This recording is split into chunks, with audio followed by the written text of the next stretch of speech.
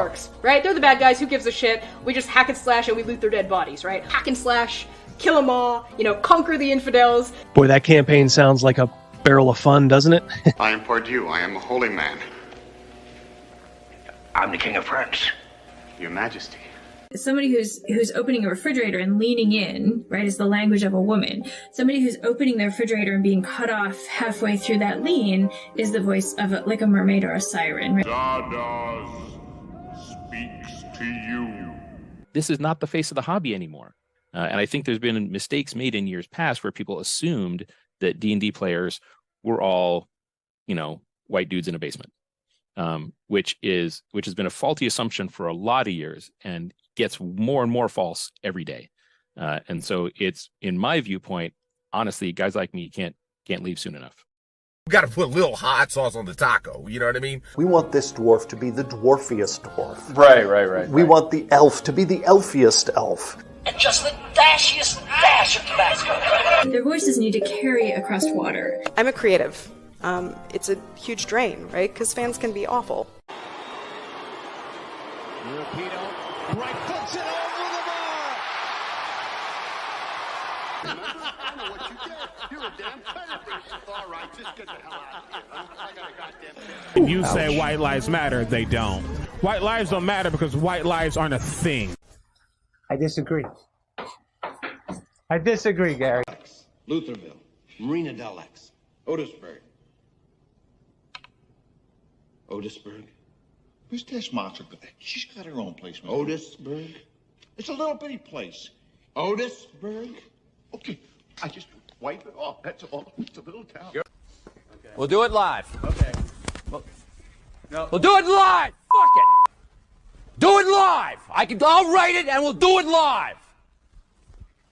Fucking thing sucks. In 5, 4, 3. Great sandwich. Thank you. I enjoyed having you here. You're a very good co-host.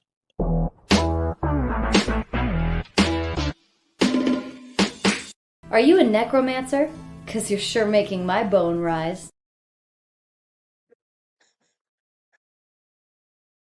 That cut off. It was supposed to say, "You're making my bone rise." What the? Yeah. Did it? Cut off for me. Sorry, guys. I'm here. How is everybody doing tonight? It's show night. It's like a Broadway play. Like in Vegas, they always say when the shows aren't going on, it's dark on Mondays and Tuesdays. So. Oh yeah, that's right. How we sounding? Elle's already saying volume too low. Anybody else? Are we doing okay? Testing. There was a comment about the intro getting longer and longer, which is actually incorrect. Every clip that gets put in, one gets taken out. Yeah, they're saying I'm echoing. So let me try the alternate mic. So hold on one sec. I hear you guys talk. I hear mouse twice is what Elle is saying. Mr. Solomon is saying volume low. Point Blank is saying volume is fine. Let's see here. Long Shot, how are you? Ryan said he was getting in back from the airport, so he's going to only be checking in and checking out. Eric, Surly, Jacob, Nick, Krugus is in the house. Ding, ding, ding, ding. Yeah, we already got a mouse drop in here. Have a Yingling on me, says the James gang. There you go. Dude. Awesome.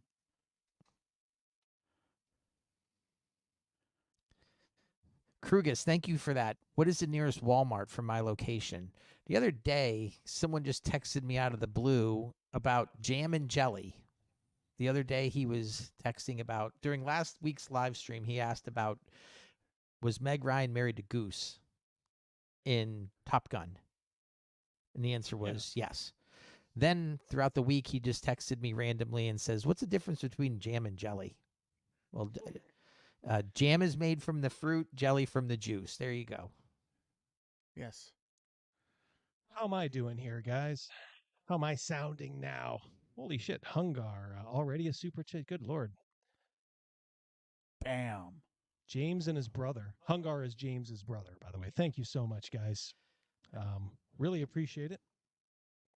Another step closer to the inner circle. Bleeker says, I was echoing, but I'm fine. How is Rogan sounding, everybody? How do I sound? Can you hear me? Ryan, I'm with you. Jelly is far superior. Jelly jiggles, says Cal. All right, well, Longshot says it's okay. If he says it's good, we're good. That's right. He's the, right. He's the final arbiter. Yeah, just there we go. Sounds fine. So happy anniversary, James Gang. Oh yeah. 3 months. 3 months. I want to say something about the intro, which I absolutely Go love. ahead. But I gotta say this. Connie has become more and more appealing to me. Am I fucked up? I'm just saying. I'm asking. What's the name of her world? It's not Pangea. What? That's like a real world. What's the name of her world? It's a transplaner. Transplaner. Everyone that keeps saying that we're too low, point blank says, just turn up the volume on your TV, guys. Problem solved. Point blank, if you want a job as our sound producer, you're hired. Yeah, we have a problem that a lot of people don't, in that we're all in the same room. Yeah, we've explained it before. This is not a sound studio. Well, also, not for nothing, this is actually a functioning room in his house. So this studio gets ripped down and reassembled every week. But we do have a crew that does that. Yeah, that's right. It's the AV club from the local middle school, getting their service hours in. That crew is called Double D. He made a video about setting up the Friday night table. Was it a short? Double D? Yeah, it might have been a short. Yeah.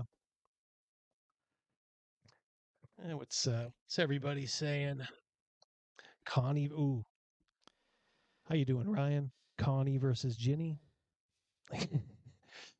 Cat. I'm gonna say that's cat shit versus dog shit. Everyone prefers to scoop one, but no one wants to scoop either. That's fair. That's fair. Yeah, I think that's close. Yeah. Cal says he wants a little hot sauce on the taco. Point Blank's in Youngstown. I think I live close to you guys. I think you're probably right.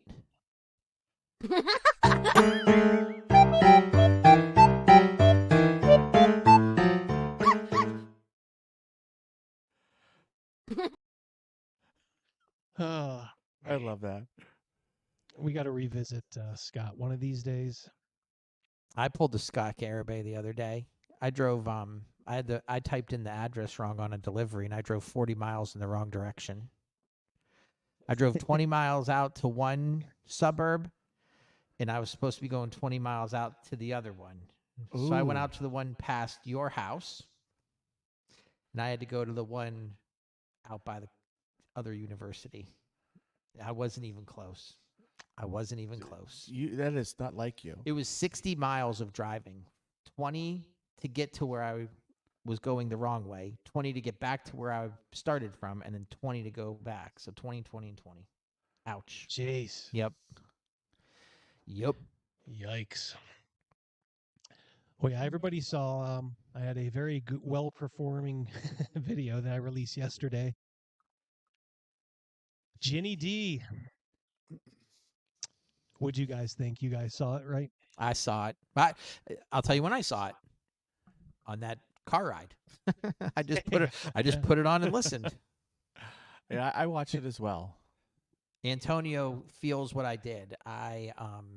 He drove an 18-wheeler 100 miles in the wrong direction. Me, you, and that guy from Dumb and Dumber.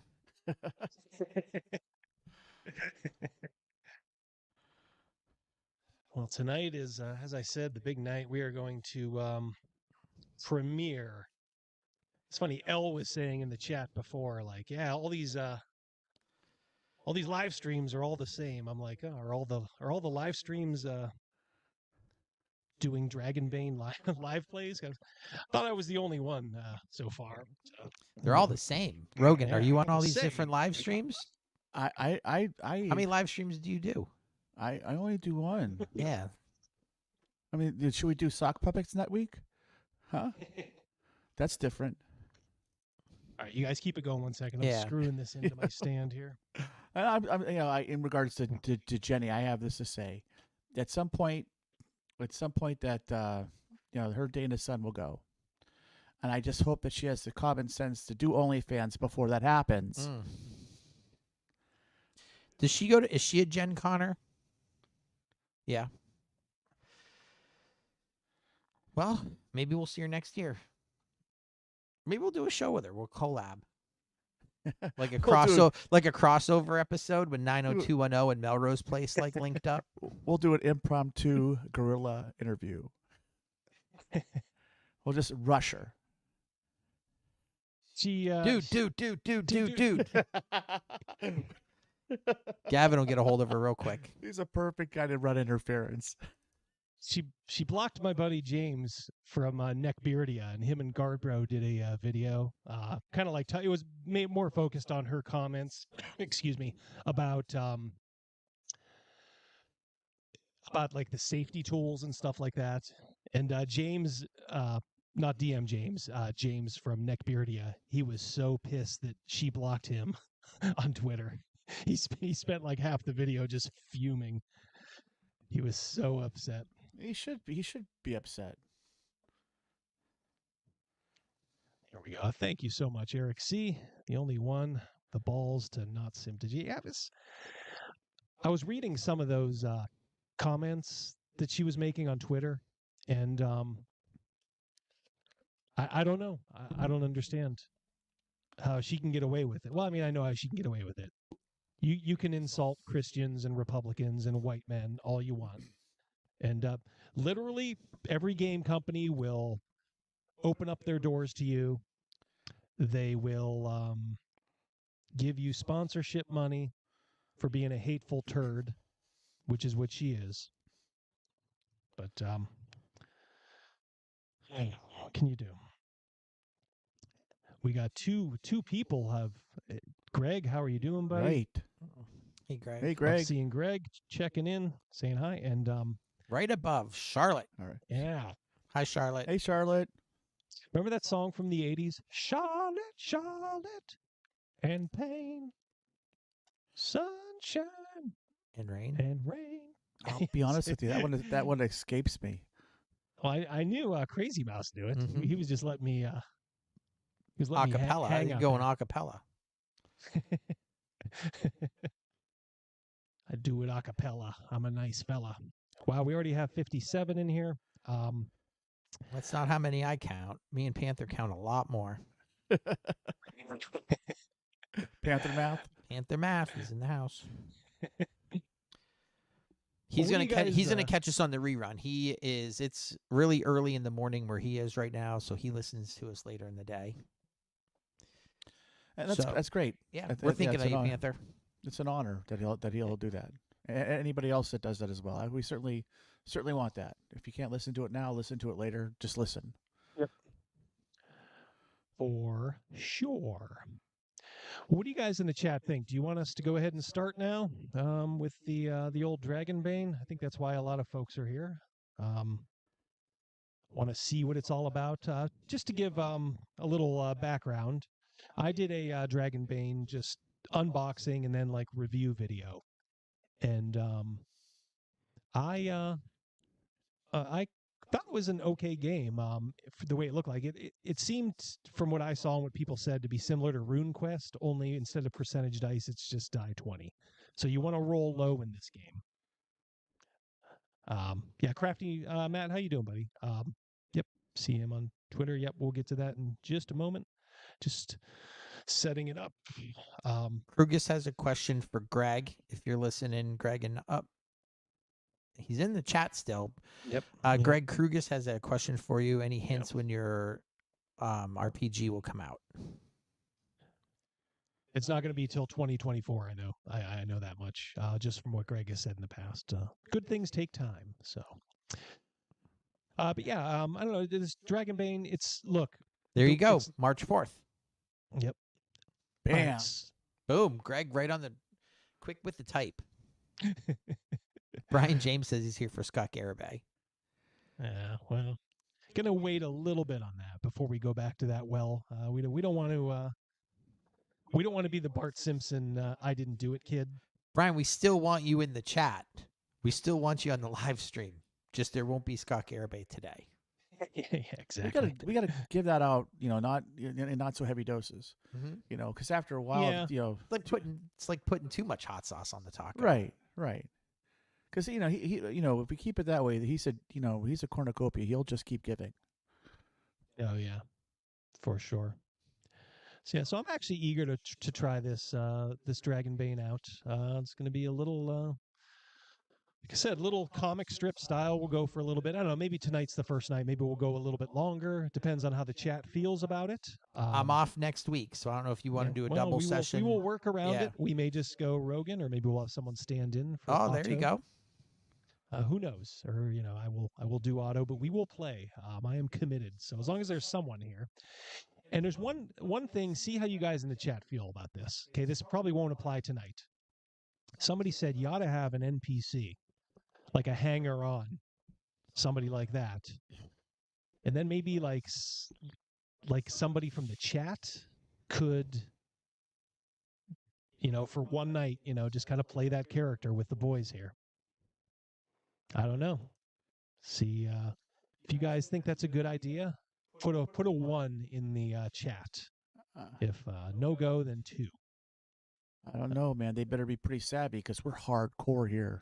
Well, I'm not going to go that far because I don't know the rules yet. Me too.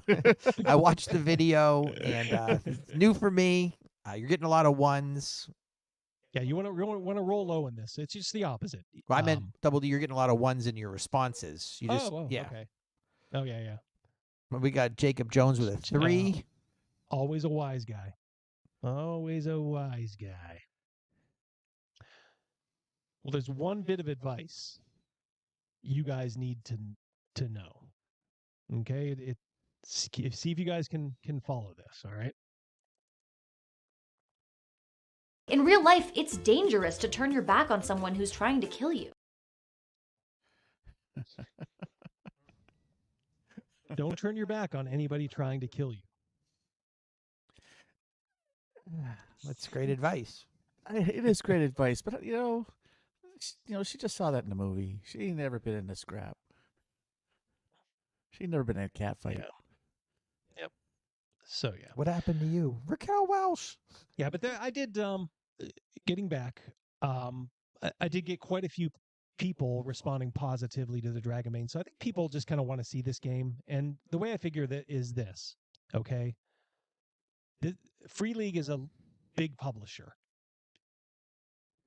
You should reward a big publisher for not going completely woke. And I mean, I understand that they probably ain't perfect, but I also think they're no Wizards of the Coast, they're no Paizo, they're no Evil Hat, they're no Cobalt Press. So I have no problem playing their game. So that is how I feel about it. So I think we are about ready. 20 minutes in, I think we've got a good once you guys change your avatars, change your names, I will give us the intro.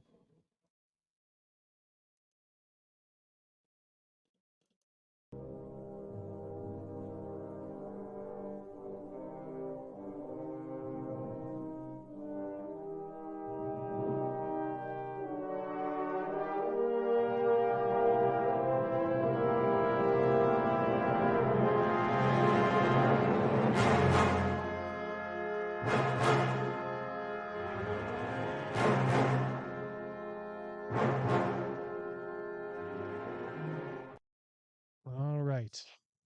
I am going to put my camera down.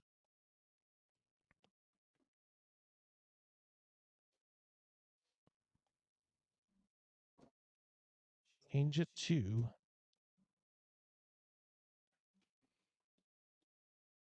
game cam. There we go.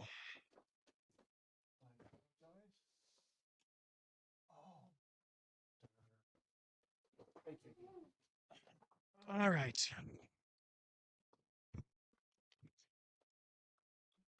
So, here's the dice.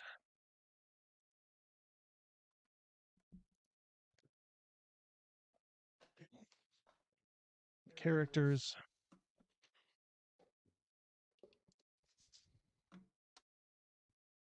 You guys got your own. These guys settled in.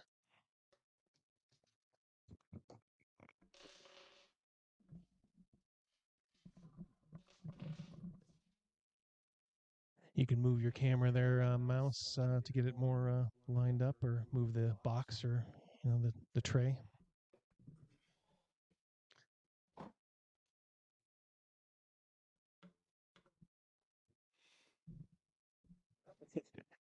Hey, Chris, how you doing? All right.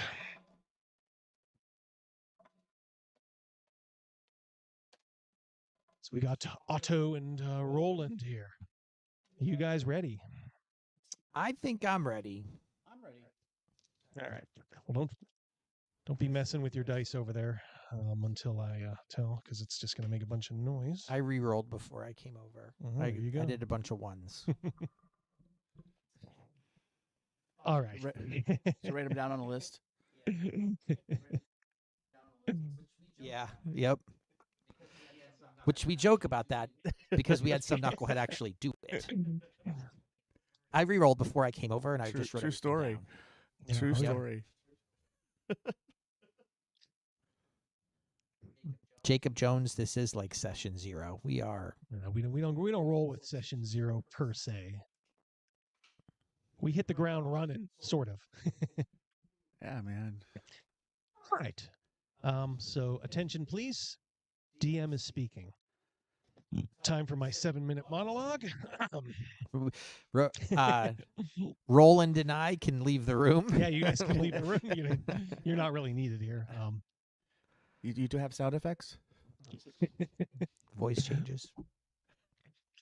I could do that, except my computer's so screwed up. It's got like AIDS or something, the sound-wise. So you guys are kind of looking, and I put this on Twitter, and I gave this to you guys. Okay? This is a self-contained land. Well, it's a part of a whole. Part of a larger, we'll say, empire. All right, stop messing with your dice over there, Rogan. Thank you. This is called Fagland. And you guys are 2 regular schmoes, correct? That is correct. Yes. All right. Crazymouse is Otto, and you are a slightly older, right? In 25. In my 20s, yep. Yeah. Mm-hmm. Kind of heading into your mid-20s, and Roland is just in his early 20s. Yep. Mm-hmm. You see the map here. Okay, you're living in a province of a larger land, in a far-off realm, far-off city. There's King Holvastar and Queen Leonara. Okay, but they're just kind of almost like mythic figures to you. You've never even been close to the capital, which is way to the west. Your lord, who you do have some familiarity with, is Lord Magnus Lundstrom. You can see that on the map. He's just outside of the city of Harlsfell, which is the kind of like the hub of this land, Fagland, kind of like the province.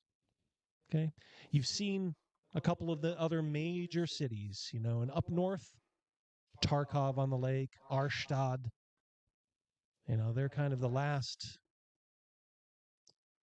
bulwarks before you get to the wildlands, the mountains, and orc, goblin territory. So there's a series of forts up there. And I believe, Roland, you have some experience, correct, in maybe being a soldier? Yes. Is that so? Yes. Okay. So we're going to say that you did some guard duty on the run from Elpa up to Tarkov on the lake. Okay, you got some experience, maybe fought off a couple of raiders in we'll say the year and a half you were employed, but they didn't need you anymore, and you were the youngest man on the totem pole. So they paid you and said thank you very much. So you we will say you headed to Carlsfell, and to maybe drown your sorrows. Is that correct? Yes. Okay. Now, I'm not sure where either of you are from. That is up to you. We don't even need to know right now. That can come out later. We have the most cursory backstory, and that is basically how we are going to start. Before we actually pick up with the action, Otto, Crazymouse, you are in Carlsfell. Okay. We'll say you've been there for a little while at least. Okay. A couple days ago, and you told this to me, you wrote this down. This is as much of a backstory as you gave, and that is there's a blind man who lives in the place next to you in the city of Carlsfell. Yep, old guy in the neighborhood, blind. Yep. He shops at the same place. Correct. You went into this place and you overheard something, did you not? I did. I was just in there, not window shopping. I was there to buy my fruit or meat, whatever, and I just overheard the two proprietors talking. And what I heard, I did not like. Yeah, they said they were misleading the blind man. Been overcharging him for quite some time. Yep. And you said I've had enough. I'm going to go down there and do something. So you walked through a street festival, Bleecker, and you went into the shop. And what did you do at the shop? I purposely caused a little bit of a ruckus, tipped over some of their tables, because I wanted to see their security measures. How do they handle stuff like this? And how fast does the guard take to get there? Mm-hmm. So I caused a little public disturbance on purpose. Okay. Strategically. Well, the guard did come, and they quickly arrested you. Okay, they threw you in the pokey. Roland. Yes. You were in an inn inside Carlsfell. Yes. What happened to you? I was drowning my sorrows. Yep, you're unemployed, and yes. One of the unemployed youth. Yes. And at some point, I must have passed out at the table. But, passed out at the table, huh? Absolutely. And next thing you know, everything's gone cattywampus. People are on top of me trying to fight each other, and I'm getting dragged out and knocked in a noggin. Yep. All right. So you kind of got rolled up into a bar fight, essentially. Even though one you didn't start, one you didn't willingly enter, you just kind of got swept up in it. Oh yeah. And when the people came, the guards came, they threw you in the clink too. How you doing, Mrs. D? You can close the door up there. Mrs. D is in the house. Thank you.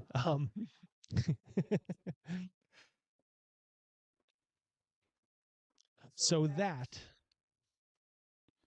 is where we are starting. You guys have both been arrested. For shame, for shame, for shame. This will go down on our permanent records. Expunged. Now, one thing you guys have noticed is that Muppet says we're sentenced to death. End of campaign. yes. Any last words before you? So ends the adventure. Dragonbane was a great game. All right. You guys are in prison, and you have not seen each other yet. You do not know each other.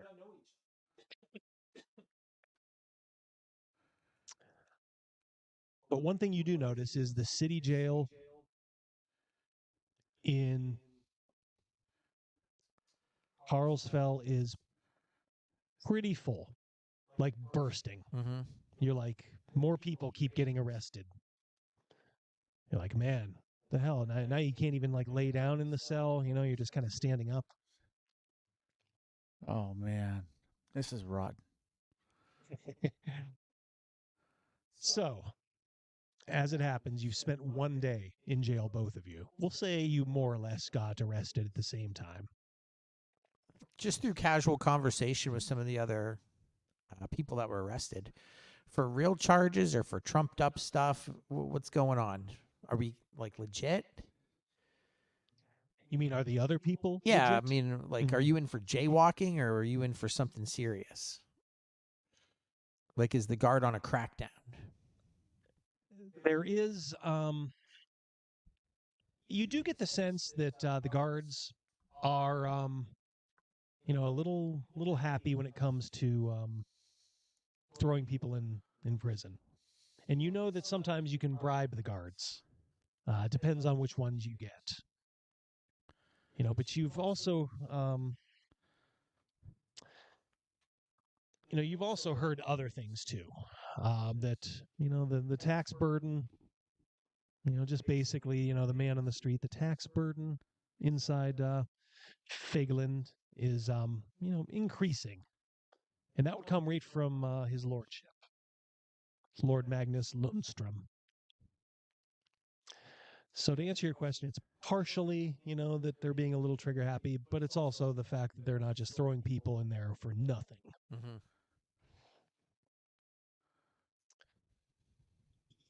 So we'll say after about a day, you know, they're trying to process people. Finally, a guard comes. And he opens up, you know, a couple of the cells. And he just basically says, you. And you two are, we'll say, in different, you know, large holding cells, but each of you are pointed to. You know, there's a big guard, you know. And of course, there's plenty of other, you know, muscle around him, you know, so nobody would really even think of, you know, trying to make a run for it. But you could try, if you wish. You know where the exit is. You'd have to go through the guard post if you wanted to, and you know you'd have to go through right now probably like 5 guards, you know, and they are all armed. And this is, I should say, Dragonbane is a very deadly game. Very, very deadly. The two Utes. That's a good one. So are you gonna make your move now? Gonna wait and see? Wait and see. Wait and see. All right. So you guys are marched up out into the courtyard of the prison, and you see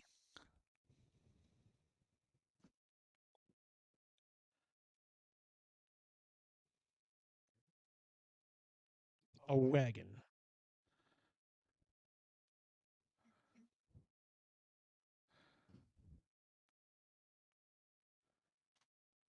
And it is a prison wagon. It's, you know, probably enough for like maybe 8 to 10 people. And you guys are now all in a group, and there is 10 of you there. Okay. And a couple of guards come out with irons, leg irons. Okay. You and you. You and you. You and you. You and you. And last, you guys. You and you. They chain you guys together at the leg, at the ankle. Okay. Roland, your left leg, and Otto, your right leg. Maybe you guys just give a cursory, just kind of grunt, at each other. And then they load you on the wagon.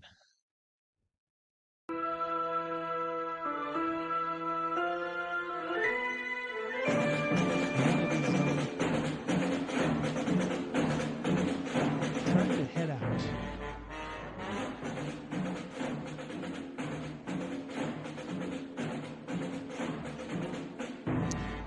I'll turn to Roland and I'll just ask, what are you in for? What would you do? Honestly, I woke up with a bunch of people fighting on top of me.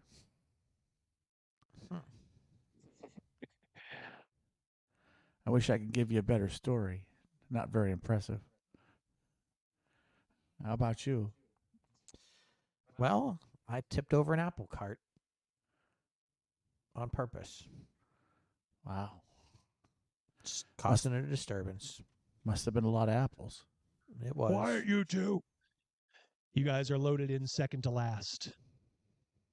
And then you see probably 6 guards on horseback, getting on their mounts. And then one goes on the roof of the wagon. It's not a, it's a, all made of plywood, and of course the only door is a has a bar on it, and it is locked from the outside. And then you feel, as you're sitting down, both of you, obviously you guys are next to each other. You sit down, and the wagon starts to rumble along.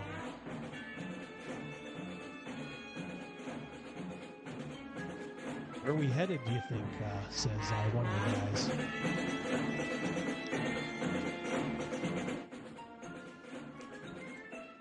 I bet you they're taking us to the castle.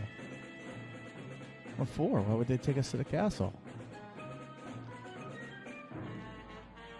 All right, so when you say that, like I said, there's 10 people in here. One of the guys is kind of a fat guy. If you had to guess, he's probably a thief.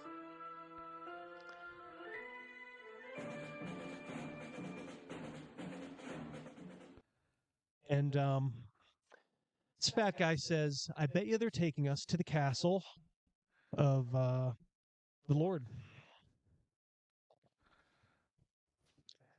Taking us to Lord Magnus Lundstrom's. I think they're going to put us there. They usually do this when there's an overflow. He has spare dungeons underneath his keep, his very large keep. So you're like, oh, great. This could be an upgrade. We could get our own bed. Or it could be a whole lot worse.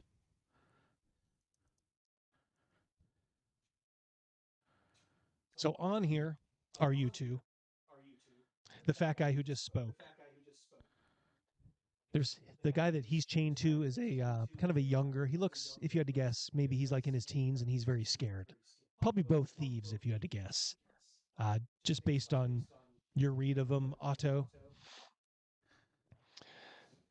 Then you see one guy who's older, probably half drunk right now. That's probably why he got taken in. He probably did something while he was drunk.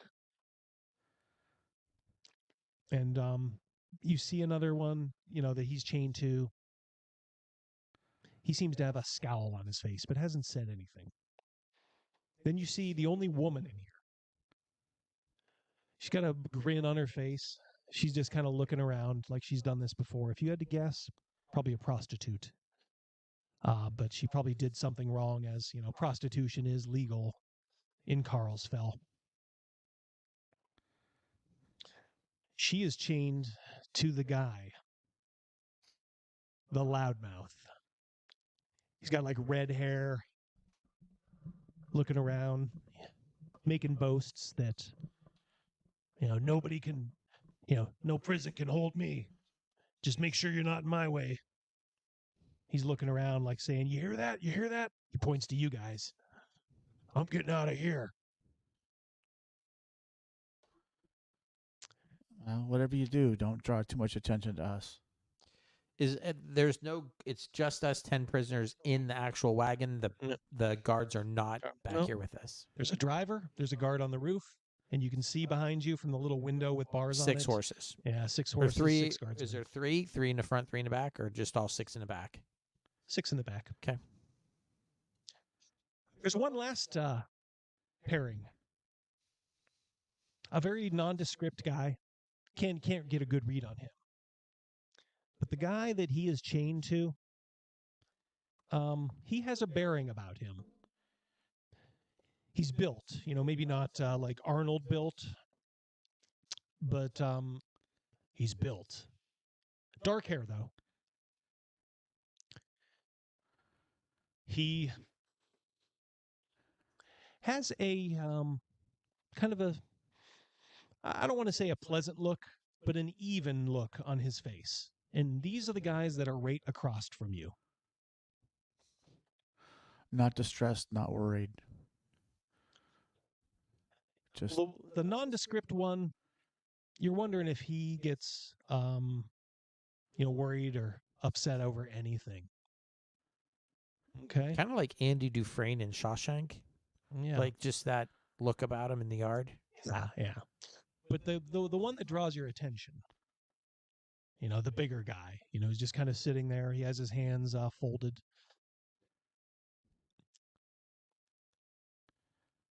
He's just looking around. In fact, he even gives you a little smile, just kind of not like, with any meaning, that you can detect behind it, but he just gives you a smile as he's like kind of scanning everybody in here.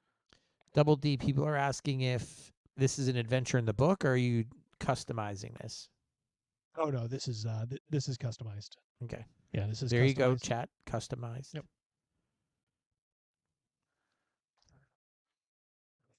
All right.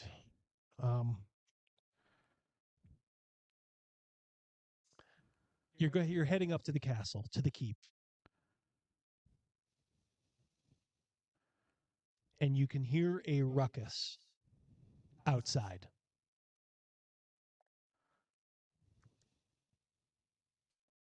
The wagon stops.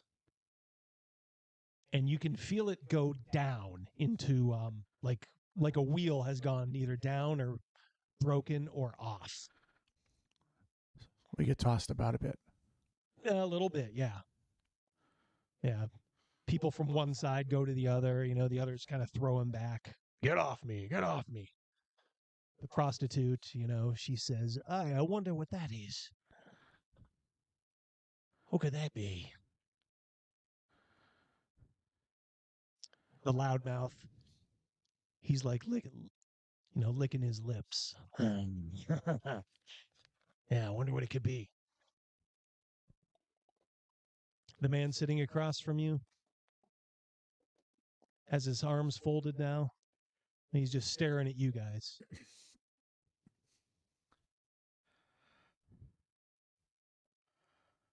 And then you start to hear a scream.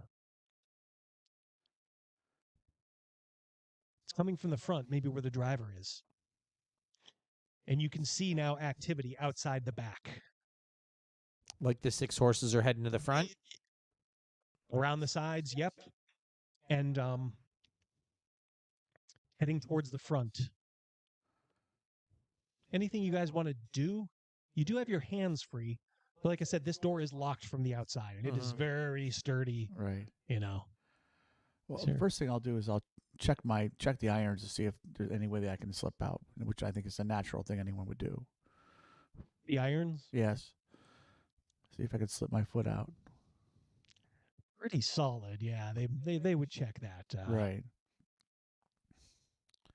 As you're maybe looking at it, the the guy sitting across from you waves two fingers at you, Roland.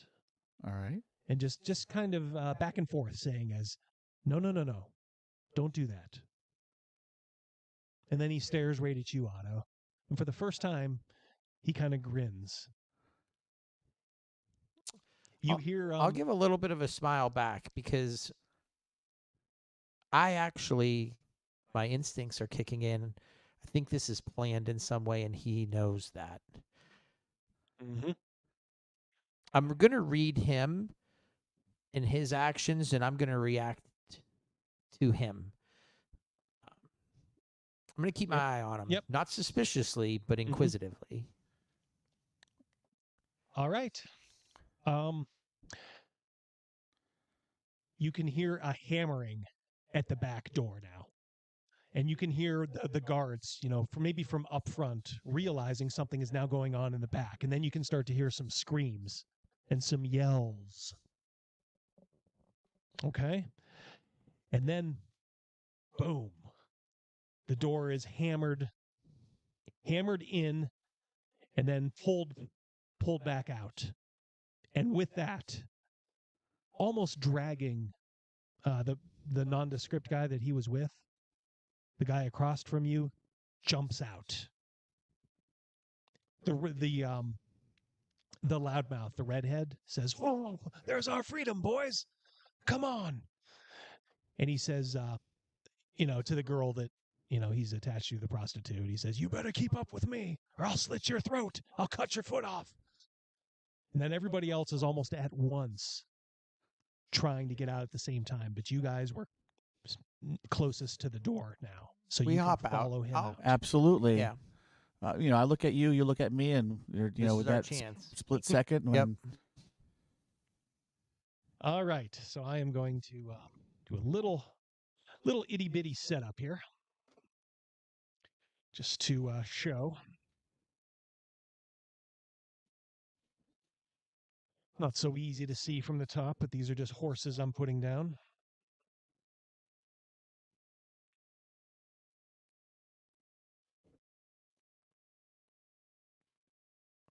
Are one of the cameras that Rogan and I using, are they mouse cam from Friday night? Yeah. I was going to say because those all, I know they're horses, but maybe the chat can't tell that they're horses. Yeah, it's all right. They will, they just need to get a general sense. Use your mind for illusion. Your mind for illusion. All right. Disco says parole violations. We're off to a good start.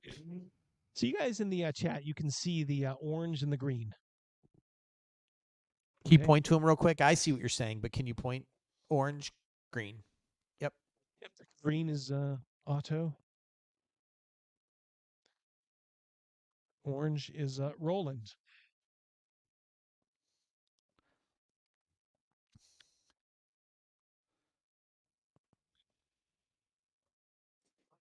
Okay. These are all just kind of prisoners here, filing behind you in pairs. So you walk out into a what is essentially like a melee. And you see the guards fighting people that have come, from the side of the road.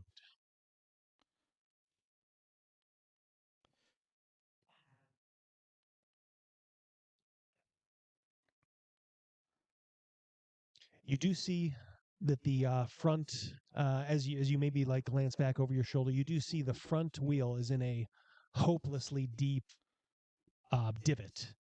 And you're not sure if it was planned or not. Okay, but this shit was planned. So every guard is the same. They all have these spears, right here. And tell you what, maybe we can. Are these figures you painted, Double D? Or are they just? Some of them are. Yeah.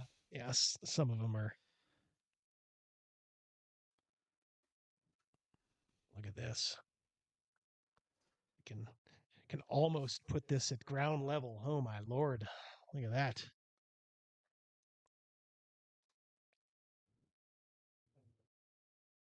All right. These last guys. All right. So what you see, obviously you guys don't have any weapons. You don't have any armor. Horse cam, says Disco Barbarian. Yeah, Hisco. Yeah, horse cam.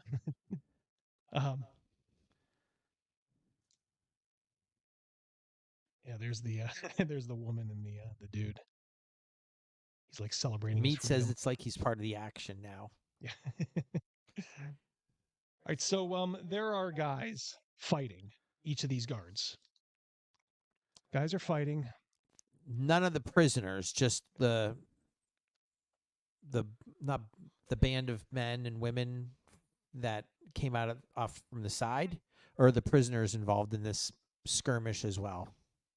All right, so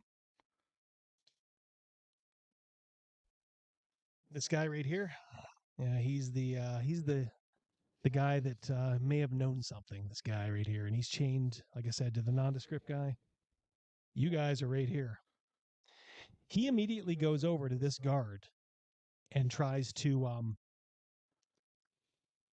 engage him in combat. One of his men, if that's what we're calling it, right here, falls. And he comes over to you and says, they come over and they say, "Get back into that wagon." What do you do? This is a guard. The person off to the right of me, is that a prisoner? Yep. Okay. Yep.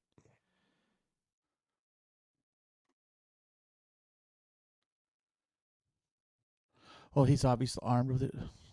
He is, you know, he's like half talking to you, but then like half like trying to fight off, you know, to see if any of these other men are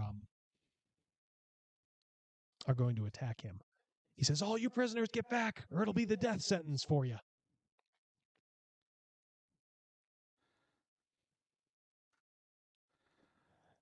Oh, I tell you what, I'll put my hands up.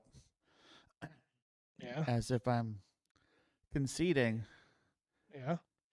And yeah. And he's close by, obviously. A pace or two. Yeah, he's close by. All right. Yeah. I'll put my hands up as Yeah. if I'm giving up. I'm gonna take a step up and I'm gonna swing for his jaw. Let's do some initiative, boys. Chris, have a good night. We'll catch you in the rerun. All right.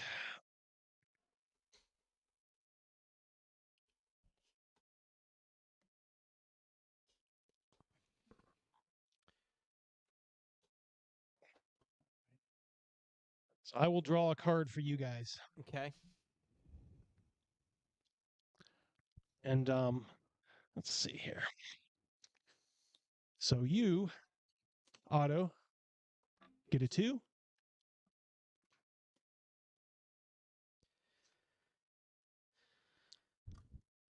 Roland, you're a 9. Is this one where initiative you want to go first, or is low numbers good? Low numbers good.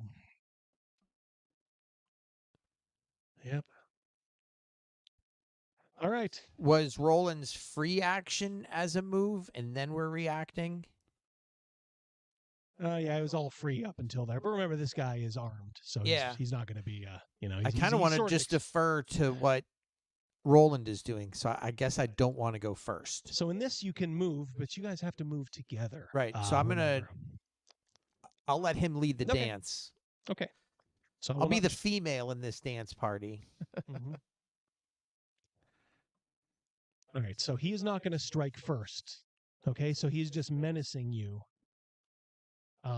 You know, on his 6, which is where the villain goes. He's just yelling and saying, "Get back in there." So Rogan, you can go now.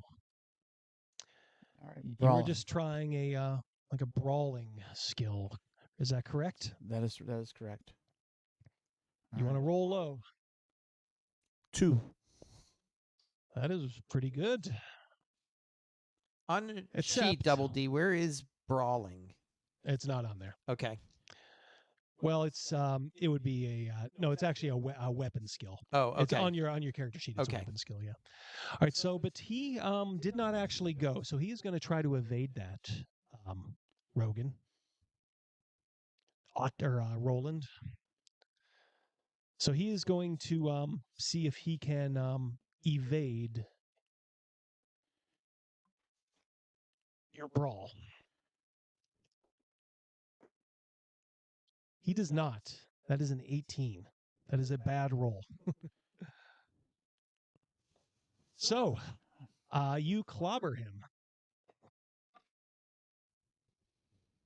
So it is your strength plus your damage bonus, or die 6, I should say, plus your damage bonus, as far as how much damage you do. Okay, D over. I see it. All right, we'll roll them all together. Just roll it. Roll them together.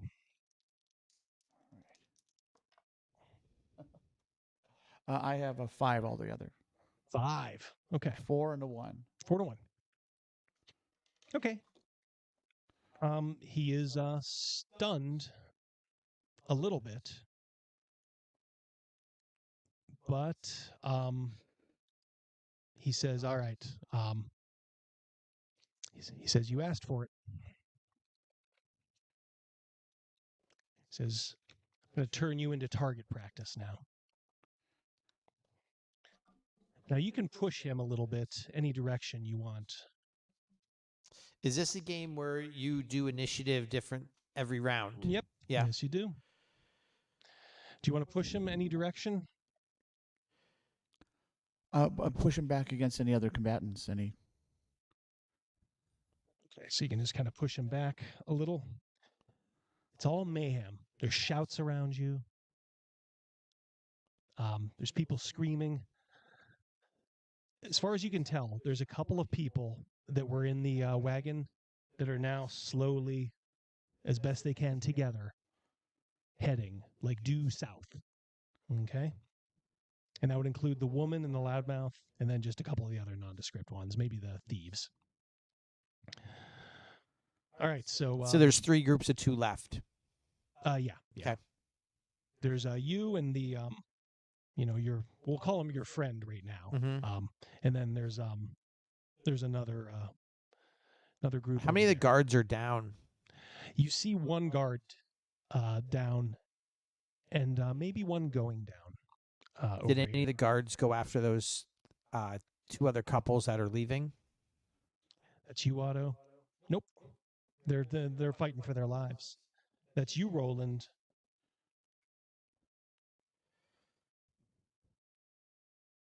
Wow.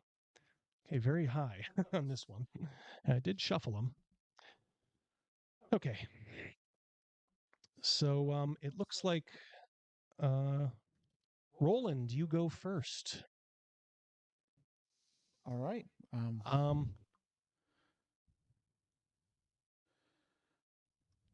What do you wish to do? Well, I guess taking a swing is, I obviously hit, but I guess if I could, is there a grapple? If I can grab this guy?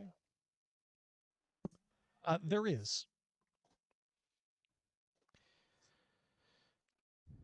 There is indeed the grapples. I will grab him and I will hold him.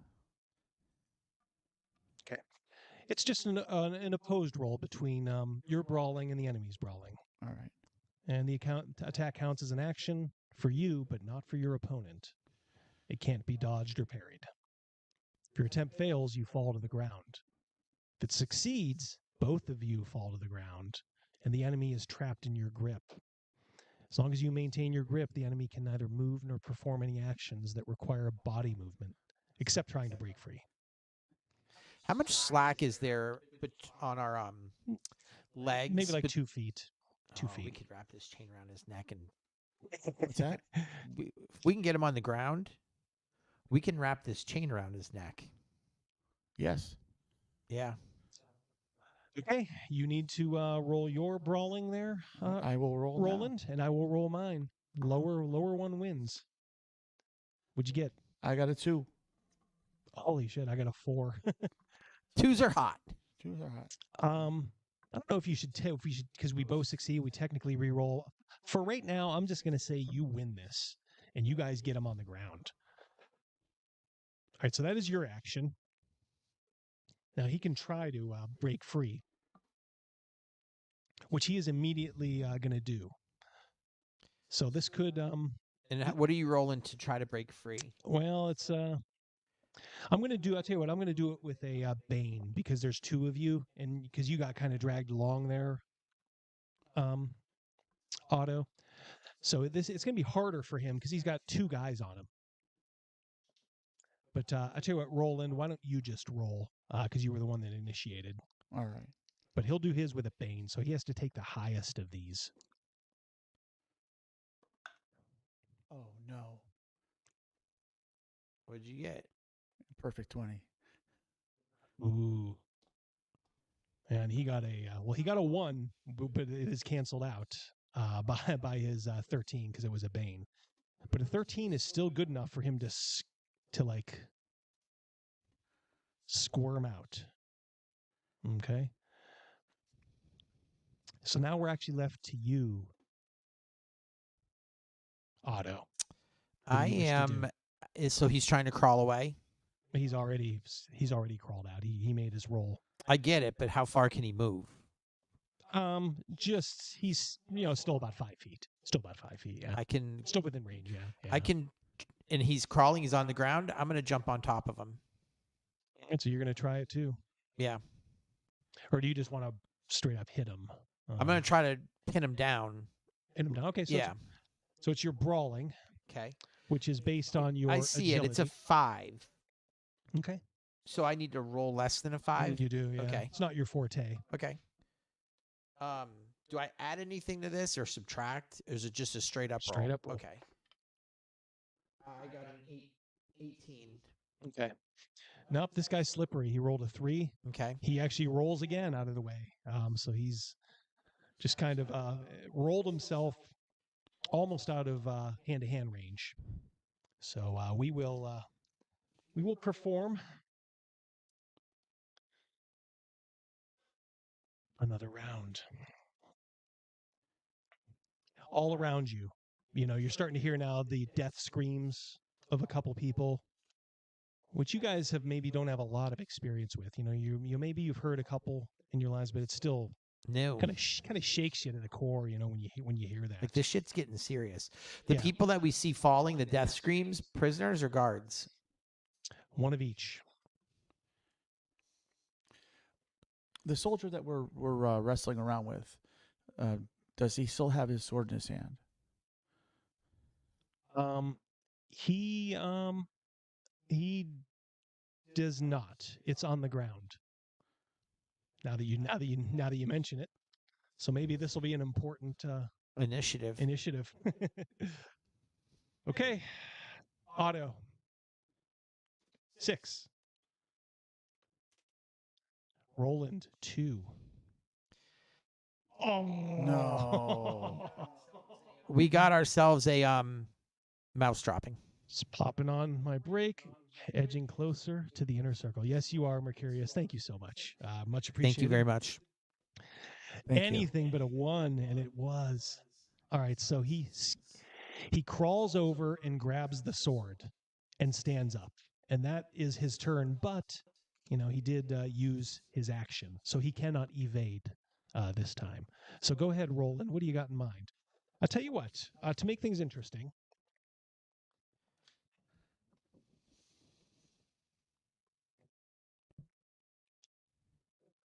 The stuff around you, okay, you see you actually see a wine bottle on the ground, like an old wine bottle, almost buried in the mud. All right. And there's also like a patch of dry dust, dirt. You can always throw that in the eyes if you wish. I will leave it to you. Yeah, he's armed with a sword. You see the bottle on one hand, And then there's, like I said, you're in now some dry dirt on the ground. Yeah, I'll scoop up. I can stand and throw. Get a handful of that dirt and throw it at his face. I'll try to throw it in his face. Okay. So you're going for the dirt. Throw dirt in the eyes of the enemy.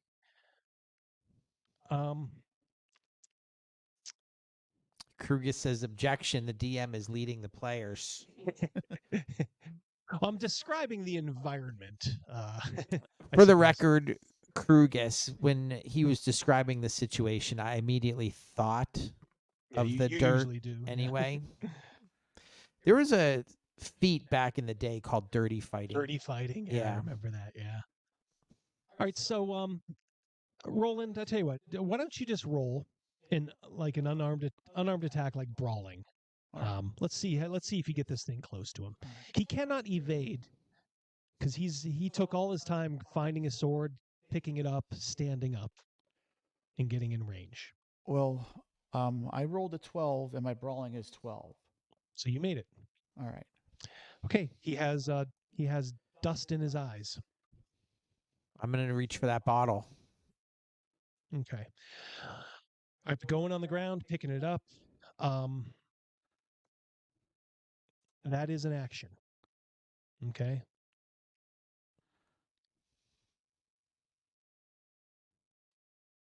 So, we go again. This guy is damaged, remember, from, he's bleeding from the lip. You hear more screams as the guards are, the guards and his fellow men are, the guys that are freeing you, essentially. They are going down. Otto. Roland. Guard. Roland. You're up.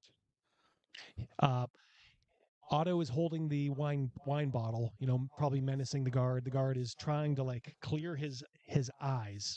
Okay. All right. Well, as he's trying to clear his eyes, I'll take a step forward and sock him. Right. Just unarmed, huh? Unarmed. All right. Go ahead. 13. 1 over. Okay. He's going to hold his action. He's not going to, obviously, he's not going to evade. And he gets to go now, and he is now he's gunning for you, Roland. Perfect 1. Ooh. Ouch. Join us next week, folks, for 2 new characters. We'll have 2 new characters. My next character's name is Nolan. Nolan, yeah. Very similar to his first one. Now this is not a position where I can react. I tell you what, he is you have no armor. Okay. He's going to use his critical to make a second attack on you, Otto. Okay. Which he can do. So he's not going to get any extra damage on this. He's going to try to attack you. Okay? But the dust is now really into his eyes. Okay? And he gets a bane on this. So he misses you. Okay? But just by pure luck, he gets you, Roland, for 7. 7 points? Okay. 7 points.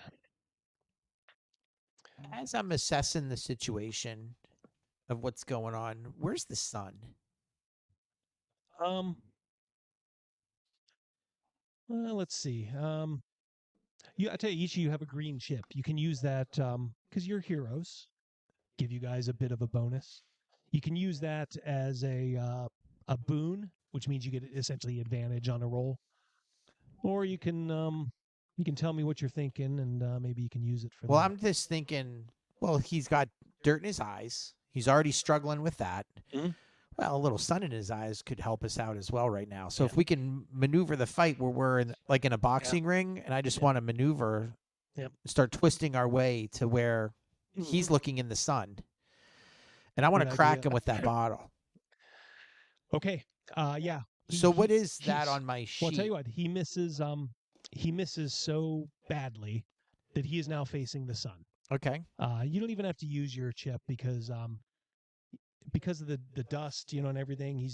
He almost is dropping his sword down, and he's almost like trying to take a step back, which gives you a moment to step in and smash him with this wine bottle. Now, this would be an unarmed attack. I think it would be considered.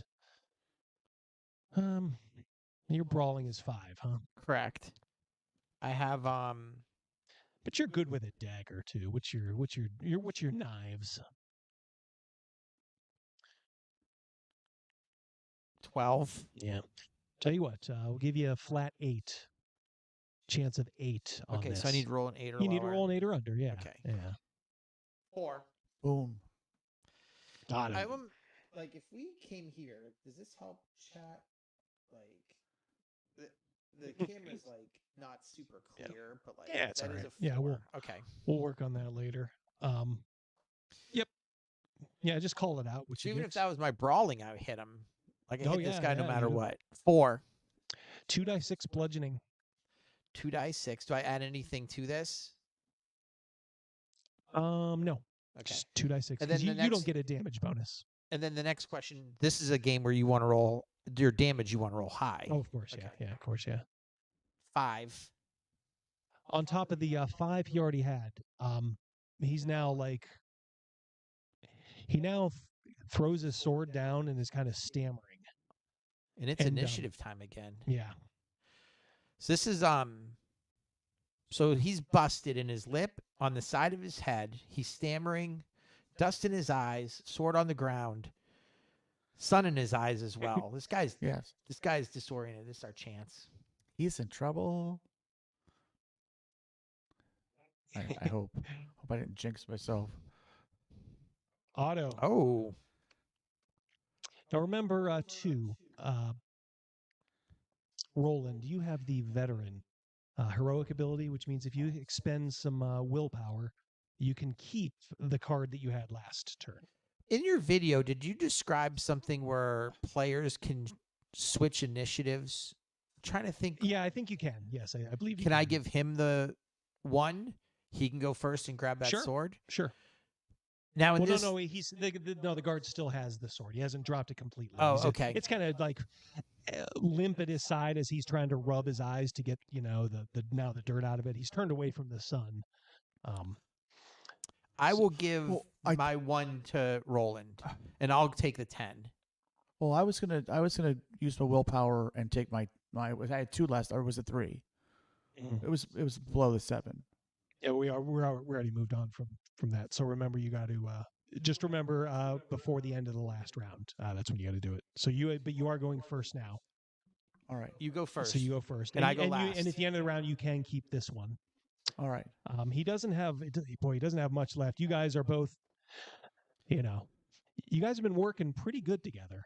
It's kind of like you're reading each other's, minds a little bit. You're acting together. You're not like trying to move in opposite directions. It's like you have a common purpose. Get the fuck out of here. That's our common purpose. Yes, exactly. Well, Otto goes in there and he smacks him good in the gob. Did the bottle break? No, it didn't. Okay, so I still have a bottle. So he smacks him good in the gob, and that's my cue to Yeah, go now in there. now as a free action, you could just hand him the bottle.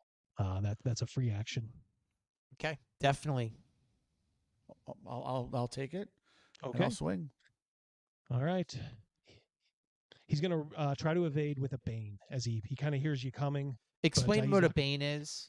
Disadvantage. Okay. 17. I missed. I rolled above it. You can push your roll. I have a question. Hold on 1 second. You can push your roll. Okay. Which means you can re-roll, but you got to accept a condition, and it would be the condition under brawling, which is strength related, which means it would be exhaustion. But you can roll again. I could see this being exhausting. Oh yeah, for sure. Right. I will do that. All right.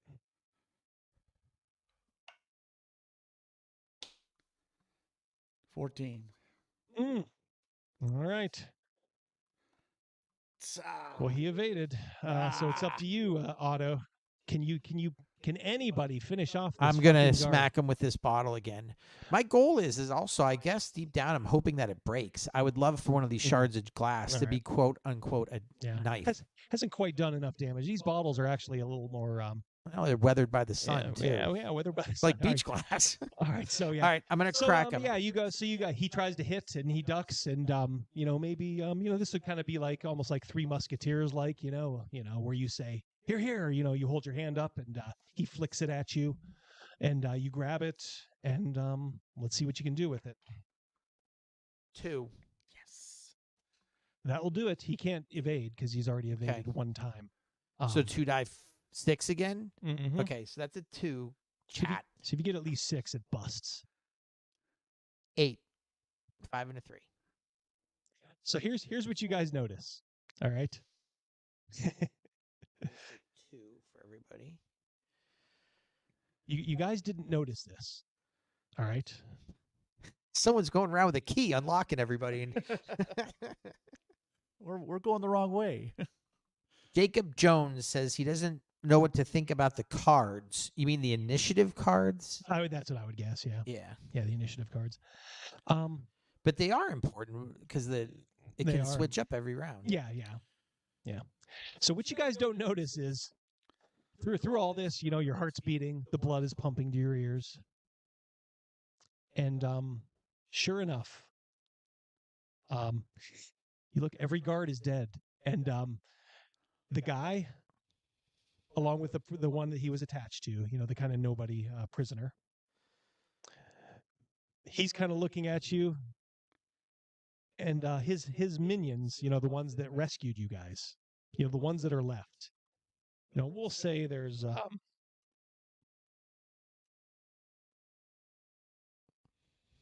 5 of his men are left. But it's almost like they were just kind of watching to see how you guys how it played out. And are you not entertained? Right. So you got the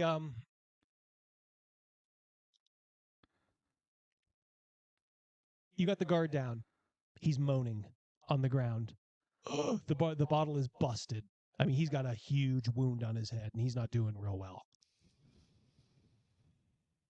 The guy that was sitting across from you is still chained, by the way. Mm-hmm.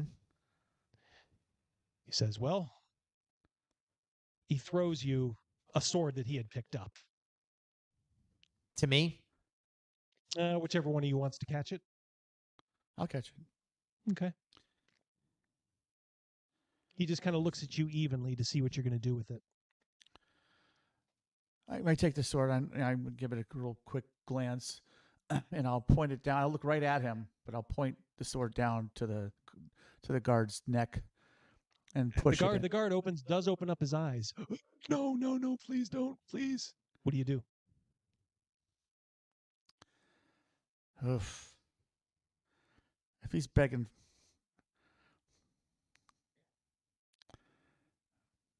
The guy speaks. Not the guard. The guy who threw you the sword.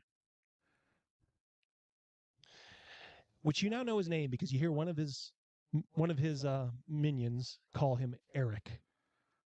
So he is now Eric.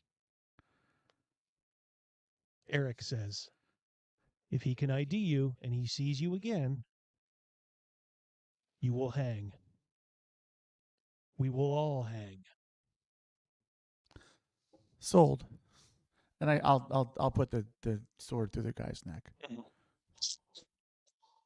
You that looking at gurgling this, sound. What's up? Are you looking at this while it happens? I am. This is the first time I'm gonna say this is the first time I've ever seen my character's ever seen anybody be killed. Yeah. Be a little shocking, right? Yeah. I mean, you're like, oh, holy shit. I'm a ruffian, but I'm not a. Mm-hmm. This is new virgin territory for me. It is a bit shocking. Yeah. Now, maybe not so much to Roland, who has drawn blood before. You may have killed somebody. You're not sure if they survived the wounds, we'll say, Roland. But you've killed somebody now. All right, so as you look off in the distance, here's what you're seeing. You're seeing, like, three other, the three other pairings just running away as fast as they can. And Eric comes up to you and says, "They're fools. They're going to get caught." I think we should try to find which guard has the key. One of his minions comes running up from behind, and it's a woman. A very comely lass, shall we say. And she says, "Found it." She comes up and kisses him on the cheek, goes down to the leg iron, and undoes it. He takes the key. He kind of smiles at you and says, "Well done." Throws you the key. I'll catch it, and I will unhook the two of us. One guy comes back from his band. He's rounded up probably like 3 horses, and there's a couple more just kind of like slowing down, that have fled off. That Eric gets up on a mount with the woman who just gave him the key, behind him. The rest, go to the other horses or, start to track down. I say save one of those horses for us. There's 6 horses, correct? Mm-hmm.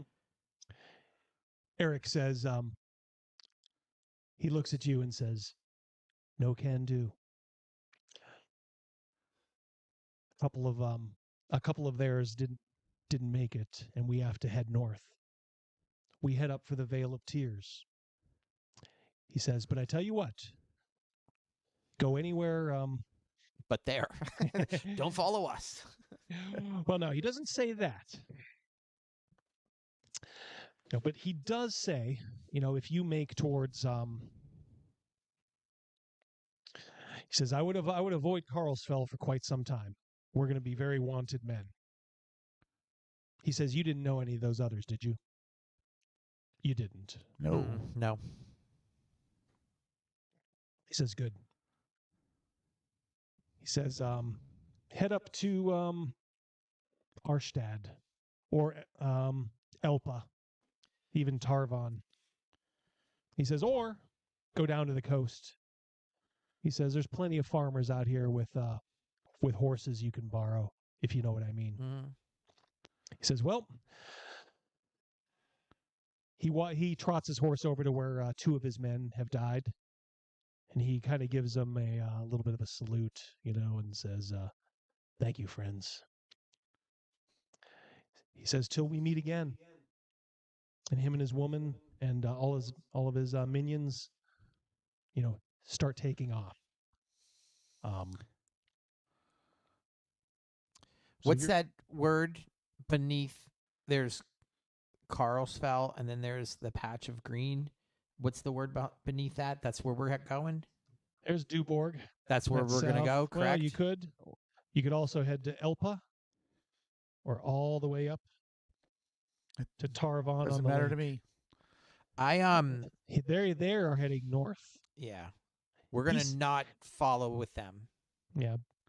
You're not sure what he meant by the, what do you say, the Vale or Valley of Tears or something like that? You didn't quite catch it.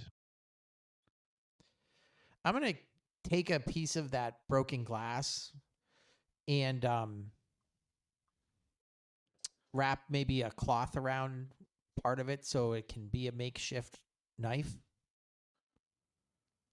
Does that sound doable? I think if we take a second, we might be able to find a dagger on one of these bodies here.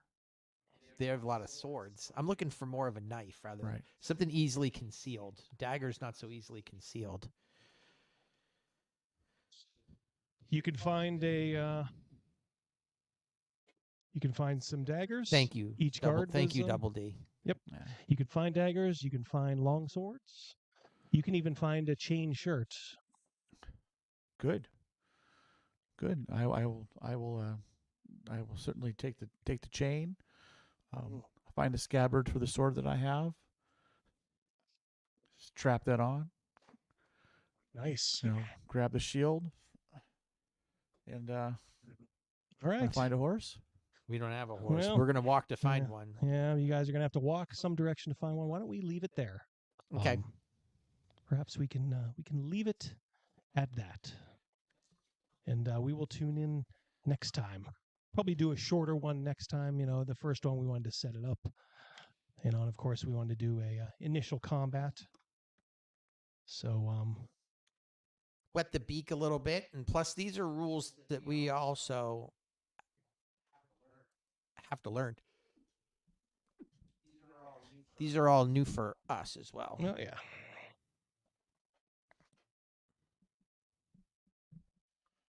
Oakley dokley. All right. All right, that was an interesting start. That was a good start. Yeah, we can check in with the chat now. How is everybody doing? You can stop your camera to now. Rogan, Roland. Do this. Boom. Bam. What does the chat have to say? Well, one of them doesn't have anything to say anymore. Yeah, yes. Way easier to chew on in 3-hour sessions, says Will. This was maybe about, we maybe did I don't know, 30 minutes, 40 minutes. Some of it was probably a little more. Yeah, probably 40. Setting it up. I think, chat, when we were talking about this behind the scenes, we talked about this being maybe like 15, 20-minute sessions, which would be in line with Double D's mindset was when he was describing it to me. We wanted to set it up for next week or next session. Oh, for sure. Yep. Yeah, we want to. You know what? We like I said, just wanted to give you. You know what it reminds me of? Like, I don't know how many of you in the chat. Do you guys remember the Electric Company? Oh yeah, I remember the Electric Company on PBS. Thank you so much, Shirley. Too. Cat hat. But what I used to love, and I think a lot of people did, they would do all their little skits and all that stuff, but then they would have Spider-Man on. Do you remember that? Double D, you're going down a path that I used to have nightmares about, and I think I told you about this once before. Yeah. There was a Spider-Man episode that little Crazymouse, when he was just a wee mouse, I used to have nightmares about this. Yeah. It was the measles one. Oh yeah, yeah. I remember that one. But it was so cool because you didn't have you didn't have any like Spider-Man back in the day. Like pretty other than like the cartoon. So it's like you were looking for and he was like so fucking cool. The thought bubbles. You are correct. Yeah, yep. Exactly. Yeah. So when you're like in second grade, you're like, this is so cool. Even though, obviously you look at it now, it's probably it's probably not very good, But that's kind of how I envision this. Just, a little part of the show. And we shall see. Let's see. Right. There's one thing I wanted to look at. So I'm glad. Looks like some of you guys enjoyed it. Like I said, probably not going to be for everybody, but we got to kind of keep it a little bit fresh here. So thank you, Charlotte. Yeah, we'll see if we can't see if I can't get better cameras and stuff like that. Someone mentioned earlier about adjusting instead of the camera itself, adjusting the arm, if that would be easier. Yeah. That was in the chat. The thing is, all this would be a lot easier on OBS, which is what I use to record our, Castles and Crusades live play. Mm-hmm. Just you got more control over anything. Things just look better. When you're dealing with StreamYards, it's very easy to use, easy to highlight chats and stuff. Nick, you are a fucking 1,000,000% correct. Spot on. Yeah, you know what? I timed him out, and if he wants to just keep doing that kind of stuff, I'll give him his unconditional release, as they call it in the sports world. Like I said, he's done this before. We usually don't. He doesn't usually get his stuff posted. Yeah. When I see it, we just ignore it. Look, I try to be nice, but he's done this before. At the end of the day, what do you want me to say? Everybody knows it. Everybody who's had him in the chat knows it. He's a miserable cocksucker. He just complains about everything. I can't see the guy having one friend like in real life. Can any of you? I mean, so you know what? I'm kind of to the point where if you're just gonna purposely come on here and bitch, you can go do that on one of the 15 other streams. Well, I he always said see he you left in. to go watch another one. Yeah, well, he should have stayed there. And pretty soon, if that's all he wants to do, and I know everybody's going to be like, "Oh yeah, you little, censoring free speech." Yeah, I guess so. We're not censoring free speech. We're not letting him interrupt us. It's not censorship. Well, We're yeah, not. yeah, I mean, we're not letting him yeah, interrupt the flow of the game, and the chat doesn't need to watch us react to him. Right. Yeah, he's in every fucking stream. It's like, oh my god, it's like I don't, and you know what? He can scream at me all he wants in those streams. That's fine. I don't have any control over that. I do have control over the lair, and we'll see if he can calm down a little bit. And if he doesn't, like I said, I'll just say, you know what? I think you'd be happier elsewhere. You obviously don't like it here. So, We would bye bye. we would gladly accept constructive criticism. You know, you think a guy that wasn't constructive. Yeah, he just was absolutely, complaining about. He was complaining about our numbers. Right. He was complaining about. Yeah, we went from 60 to 49, and then someone jumped it back up to 50. I have a question for you, Double D. Yeah. Subconsciously, did you name Eric after Eric? I may have subconsciously. There you go. There's another. I purposely did another tribute, but you haven't heard of it yet. So, maybe we'll see next time. I think you'll know it when I say it. So, okay, yeah. Let's go over here. Oh, that douche. No, yeah, exactly. Well, it's like I hate to talk about one guy, but it's like, holy shit! It's like, all right, you're testing my patience here. So, like I said, his 15 minutes is almost up. I'm sure. Nick wants to know how much he has to donate to get a character named Laserbeam.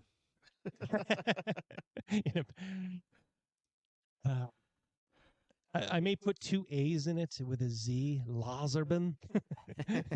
Like Lamangelo. Lamangelo. Last week, we were talking about the Snow White situation, then we got off on those tangents. And now we talk after the show, and then we talk the next day and such. And it's so weird to think about at the beginning of the day, if someone said, you know who you're going to be talking about today? Snooki. What? Seriously? How? What? Why? Snooki White and the Seven Guidos. But when I was re-listening to it, I just started cracking up when Snooki came aboard, and I don't know, I enjoyed it. Mrs. Mouse was like, "What are you laughing at?" And I'm just like, never mind. I forgot to dangle the for super chat money to see Rogan, the child, the boy who lived, the boy who's under the stairs. I'm still here in the boy cupboard. who's in the doorway. If we did show him from a wide angle, today's show would be sponsored by Folgers, because Mrs. Double D has 2 humongous cans. I'm sure they're filled with storage stuff, nuts and bolts or whatever. But there's 2 humongous Sam's Club or Costco cans of Folgers behind Rogan. Scott tissues and Tidy Cat. Yeah. Well, you made it sound like Mrs. D has 2 huge cans. 2 huge cans. She has huge cans of Folgers crystals, filled to the rim with brim. All right. Do you want to see, because Ginny just released a video today. Now, she would never stoop to, she has 500,000 subscribers, so she would never address like my video to her. But she did a video on backstories. And as we all know, backstories nowadays is kind of like safety tools in X cards. It's a way for mentally ill people to impose themselves onto a game. So I figured we would see what old Jin has to say about backstories. Oof. You guys ready? Bring it. My new nemesis, maybe. I don't know. Ginny D here, and about a year ago I was making a video and I asked D&D players to name one thing they wished their DM did. Out of hundreds of responses, one that came up over and over was players wishing their DMs would do something with their backstory. And it makes sense. One of the things that makes tabletop games special is that they're collaborative. Players aren't just there to be an audience for the DM's story, they're there to shape it. But while the Game Master controls every single Talking about that like it's a revelation. Yeah, players actually have input into the world. I wish that our players could control the outcome by rolling their dice. Right. Or just making decisions that aren't being railroaded on them. She only DMs though in between bouts of burnout, so she probably didn't learn that yet. Could you believe all? I mean, when I saw all those mentions of it, I'm like, holy shit! Like, what the fuck? She's only like I think people are saying she hit the wall, whatever, I don't even want to get into that, but I think she's only in her early 30s, maybe like 33. I'm gonna guess, maybe. Mid 30s sounds about right. Yeah, 33, 34 maybe. Yeah. Chat, what do you guys think? She's like that, or Double D. She's like that woman in red in Game of Thrones, and her necklace would be her hair that keeps her young, and when she dyes her hair normal color, she's really like 112. Yeah, she's Well, if she's 112, she gained absolutely no wisdom or intelligence in all those years. Yeah, she's a fan base.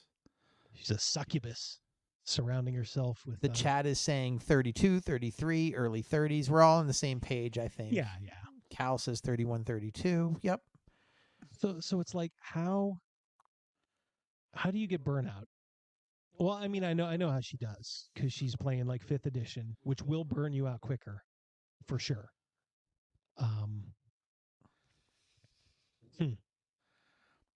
Well, she has a lot of irons in the fire in regards to all the cosplay stuff that she does, and her being in her early 30s, and answering DMs, and she's got a monopoly she's dealing with. She's got a big empire she's trying to crush. She's running a business. I mean, she's got 500,000 viewers, and I'm plus saying all that, her cosplays, and she goes on location for some of her photos. Plus, you got to think about, she goes to probably a lot of conventions for cosplay. So every weekend, I don't know where she's based out of, but she's probably Denver. Mm-hmm. So she's probably traveling. She's not watching the Broncos because they suck. So she's got a lot of free time.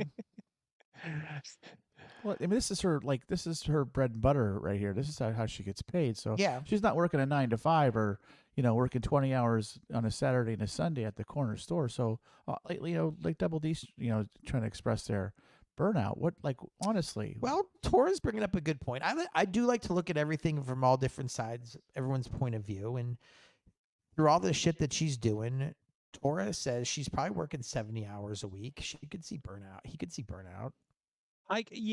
From that perspective, I guess I understand. It'd be nonstop. It's go, go, go, go, go. And that could be that's tiring in itself. Mm-hmm. And she does put a lot of effort into her videos. She's very professional. You can tell she's got like she's a crew. Team. She has a crew. She has a team now, I think. So I think she's got a payroll. I imagine she has a payroll, right? You got to think about that. Yeah. But you are now getting paid to do something that most people do in their free time. It's a blessing and a curse. I understand. But to be burnt out after a couple of years doing it? If you're burnt out after, I can understand the burnout for 70-hour work weeks. That happens. Burnout after 3 years of doing it, then you might be in the wrong profession. And your shit might not be genuine, and you're treating it like it is a job and not like you're treating it like a vocation. Right. And maybe she just doesn't love it if it's burnt out. If you were doing 70 hours a week as something you loved, it would be easy work. Easy. Mm-hmm. Even with all the irons in the fire. Absolutely. Yep. So she might not be she enjoys the attention she gets by the videos she makes. She might not like all the other stuff that she's doing. Let us continue, shall we? single other part of the world, all players have is their character. That's their contribution to the story. Now, of course, not every All they have is their character, but that's in a game that's run the way it's supposed to be. That's everything. You do anything you want. Like you guys tonight. What direction you going? All he said is, "Hey, we're heading here. Best of luck to you." You can go back to the capital. Try your luck there. You could, north, south, east, west. I don't know. Try to let me know, which way you're going before next week, so I have a general idea of, what might be ahead of you, but it's like, it's not a railroad. So players should have like the ultimate say, and not just through their, 10-page backstory. D&D player even wants to have or use their backstory. So if you have players who just don't care about this, then obviously this is not for you. If a player takes the time and effort to create a backstory and then it never really comes up, it can feel like that contribution isn't being honored. And if you don't care about their characters, then why should they care about your game? So that— Oh, come on. So they write a backstory, and she's essentially saying,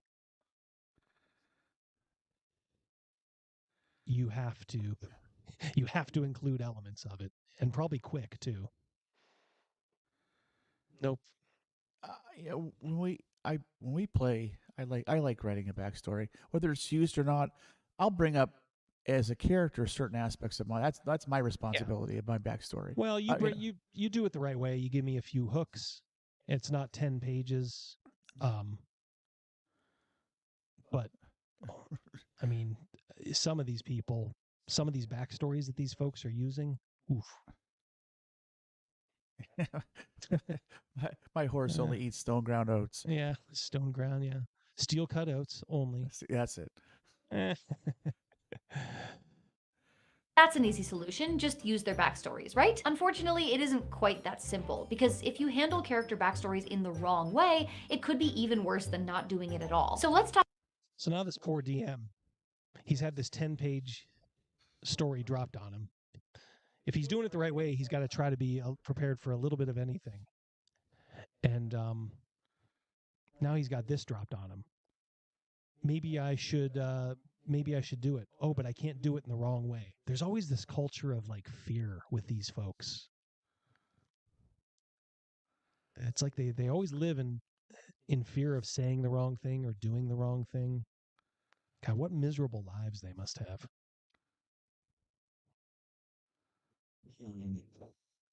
Ginny. talk about how you can make your players feel like their characters are a meaningful part of your shared story. There are a lot of ways to use player backstory. I think we can loosely divide it into 3 different approaches, or intensities. The lowest intensity is what I call the I read your backstory approach. This method is basically the bare minimum of recognizing your player's input. You can just take anything from their character history and have it appear in the game. It doesn't have to be important, it doesn't have to be plot relevant, it just has to come up. Maybe the party visits or even just hears about a location from one of the party members' past. Or a character receives a letter from a friend or family member, or meets an NPC that they have history with. In this approach, backstory elements are more like Easter eggs. They give players an opportunity to go, hey, that's me, that's my thing, without having a major impact on the game. This style might be enough for parties who aren't particularly passionate about their backstories, or for short-term games that don't allow a lot of room for personal tie-ins. Or you can use the I read your backstory approach as a first step to feel out which parts of a character's history they want to engage with. If a character runs into an old mentor and doesn't seem that interested in catching up, then you can just move on. But if they start asking a ton of questions, or suggest that they stay in touch or meet again,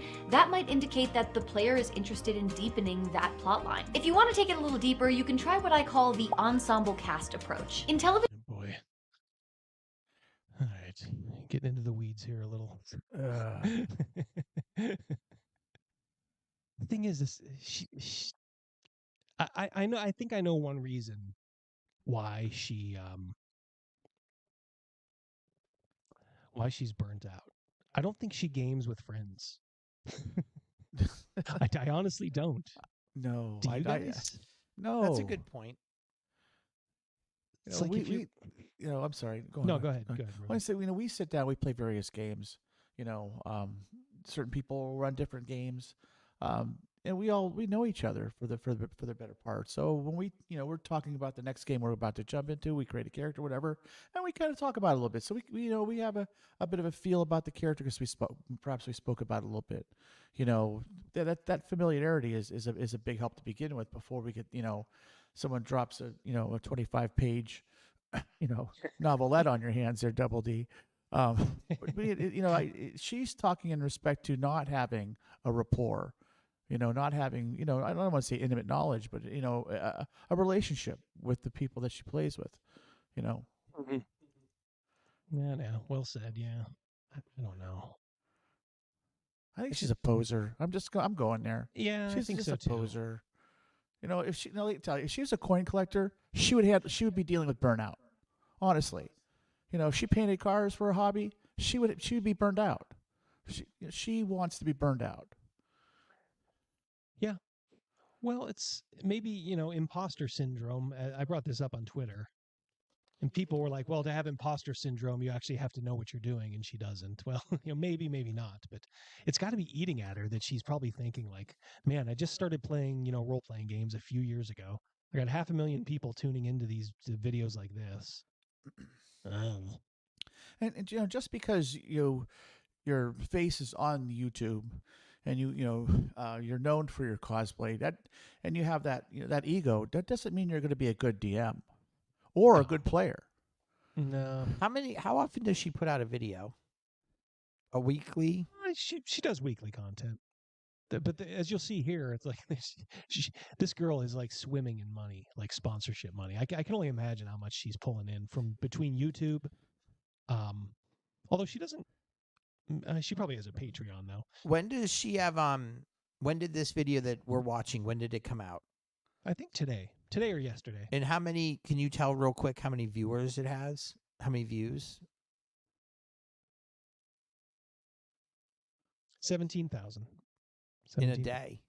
Yeah. That's 6 hours ago. Yeah, so that's about right. Look, she has 567K subscribers, so it's going to get pushed to a lot of. Is it one of those situations where she has like membership subscriptions to like her channel, like behind the scenes stuff? So like some of these are free, but some of them are paid. Yeah. Well, she may have a Patreon, which is outside YouTube. Yeah, chat, help us out there. I think she may have a Patreon or Subscribestar or something like that to kind of get so YouTube doesn't wet their beak. But she gets money from like sponsors, right? Like Tide, Folgers, yeah. bubble gum. Every video now is either like a straight sponsorship video or there's one like slap dab in the middle. Television or film, an ensemble cast which is fine. Will said he did a quick Google search. She gets around 4.2 from YouTube a month. Like 4,200 from YouTube every month. That doesn't sound like a lot. No, with just YouTube, yeah, that sounds actually right to me. Yeah, that's no, I get it. But that doesn't sound like that. This could be her career. $1,000 a week. That's just YouTube. Okay. That's not sponsorship money. That's not any outside hustle she has going on. That's just base YouTube advertising. So her income. part-time job is getting her 4.2 a month. So that is nice. Oh yeah. That's 50,000 a year. 50,000 for just making a video a week, normal videos, and having them watched. Now she doesn't do any live streams or anything like that. Do you think this chick could handle a live stream? People were talking about, like in my comments for my video, just how they've all had run-ins with her at one point.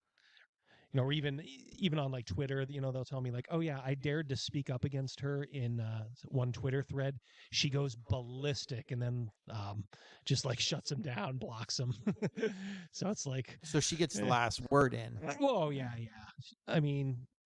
It's not just guys like, just being like dicks. They'll like say legitimately like, why do you think this way? Or, don't you think there's another way to, and actually trying to engage her a little bit. And she's just, I guess she doesn't want to have anything to do with it.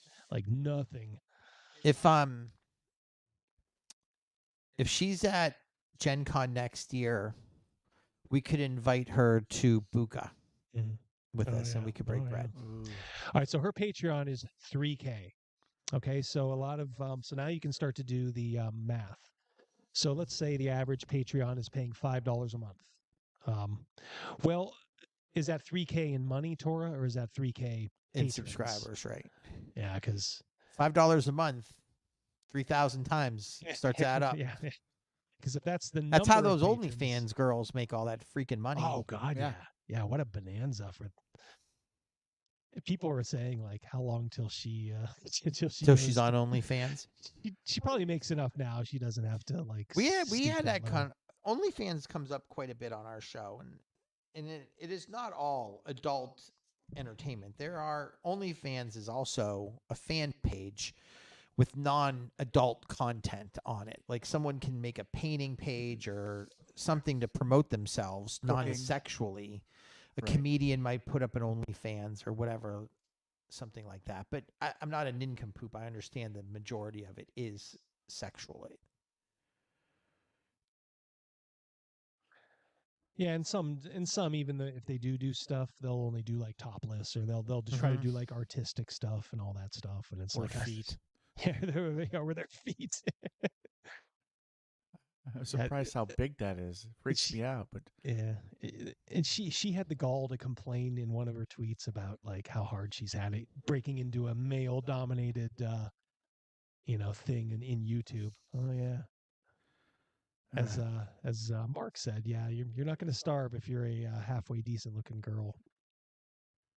Is when there are multiple main characters rather than a single protagonist. For example, The Avengers, The Office, and Lost all feature ensemble casts. And one thing you'll notice in episodic ensemble cast productions is that every once in a while there will be an episode or a short arc that is particularly focused on a single character. In Futurama, for example, there's a whole episode where Dr. Zoidberg returns to his home planet to find a mate. In Avatar: The Last Airbender, there's an episode centered on Sokka training in swordsmanship with a Fire Nation teacher. Even though the full ensemble is usually present and on screen in episodes like this, the story is focused temporarily on one character, before returning to a collective story. You can do this in your D&D game too, by incorporating side quests or sessions that engage with one player's backstory, without necessarily becoming a major part of the overall plot. You basically give each player a chance to be the main character for a day. This is a relatively lightweight way to involve your players' backstories in the game, because you don't have to find a way to relate their history to the larger arc. You can just find an opening or a hook in each character's past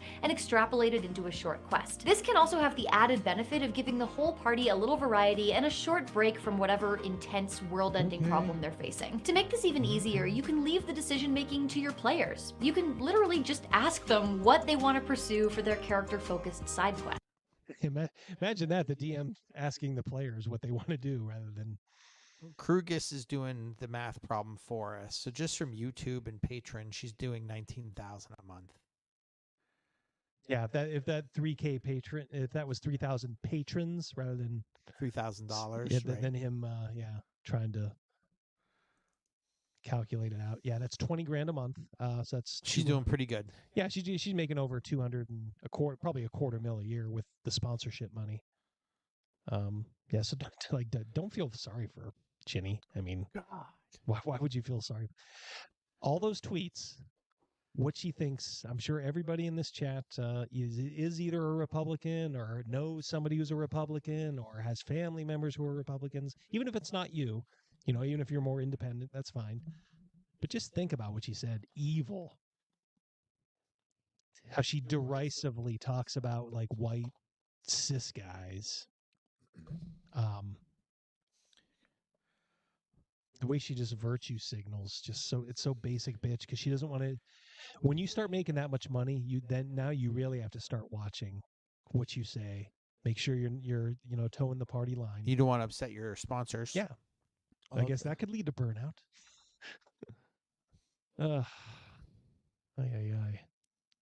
just say overall, I'm gonna my judgment. She's an awful human being.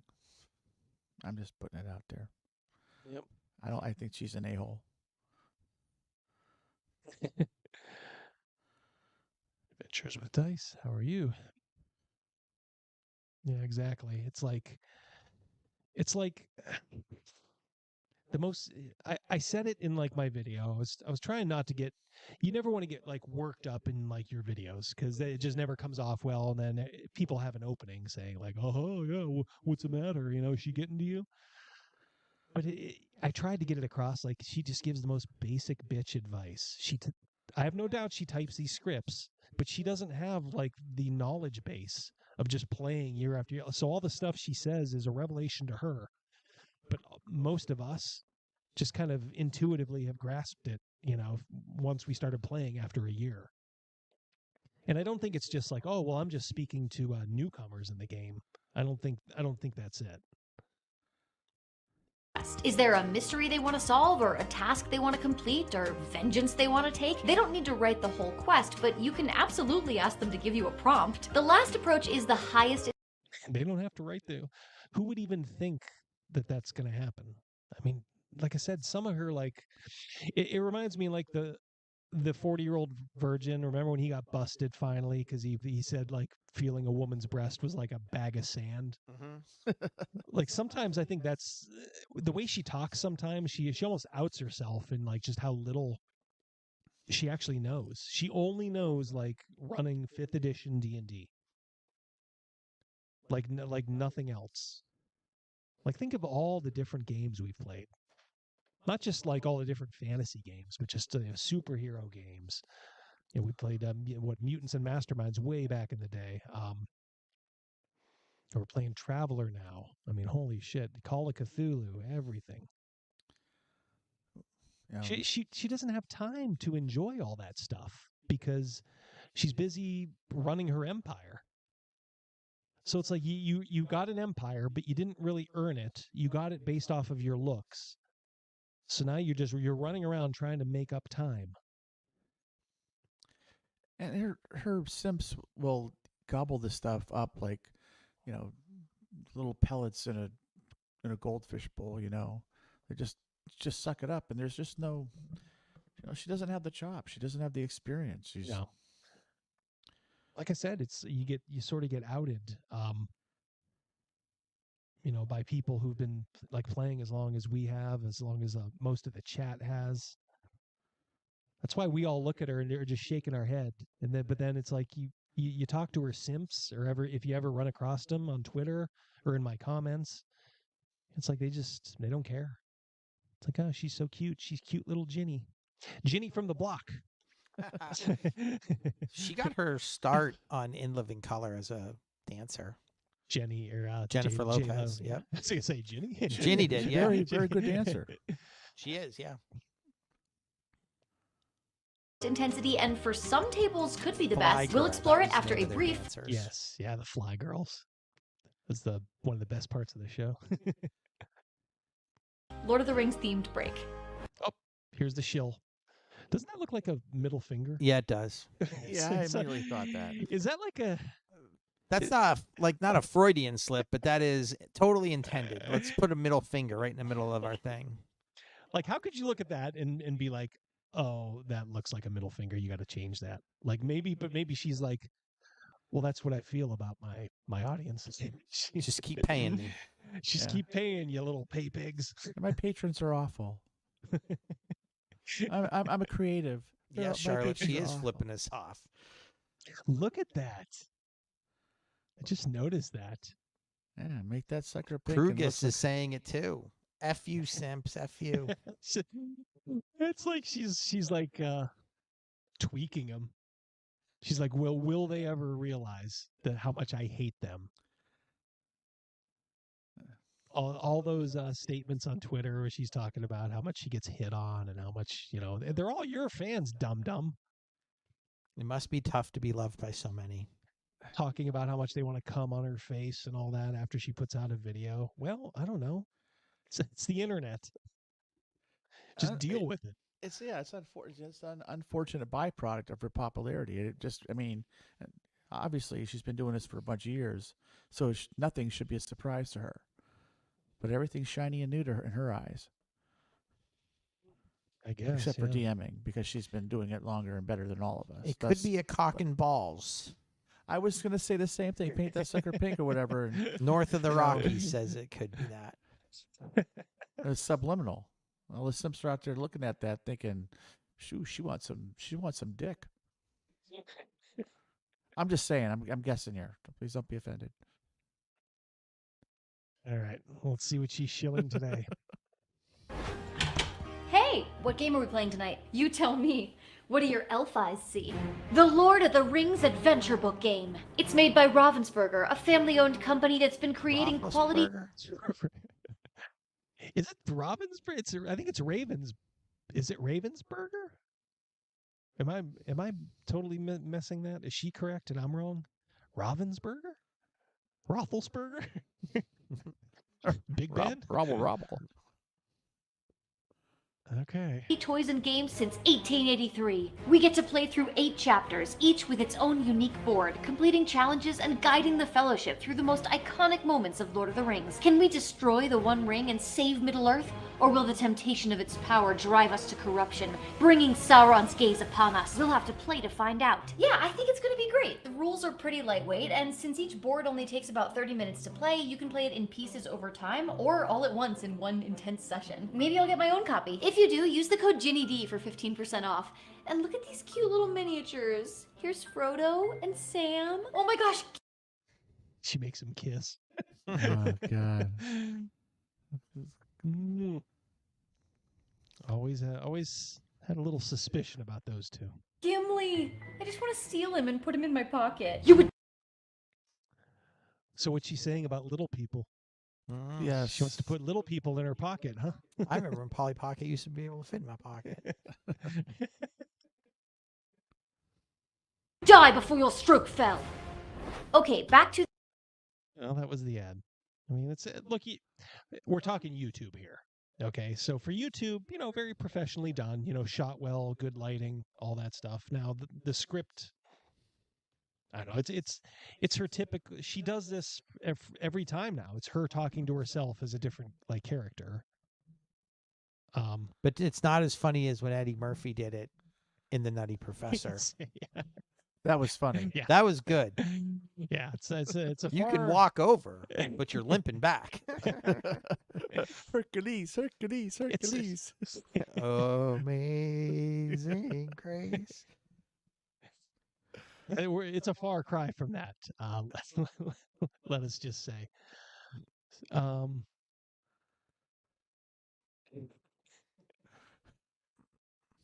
right, let's keep going. We're past this. We're past the hump of the video, which is always the sponsorships. So it's all downhill from here, fellas and ladies. The most intense approach, what I call the party is the plot. In this method, your characters' backstories are the foundation on which the overall game plot is built. The goals and unfinished business of the characters become the driving force of the story. This means that not only does the DM need to find loose threads in each character's backstory to spin into a larger campaign arc, they also need to be able to tie those threads to one another. If one character is hunting the mage who kidnapped their sister, and another is following a mysterious map that they inherited from their dead parents, while a third is a noble on the run after being framed for murder, it's your job to find a way to link those things. For example...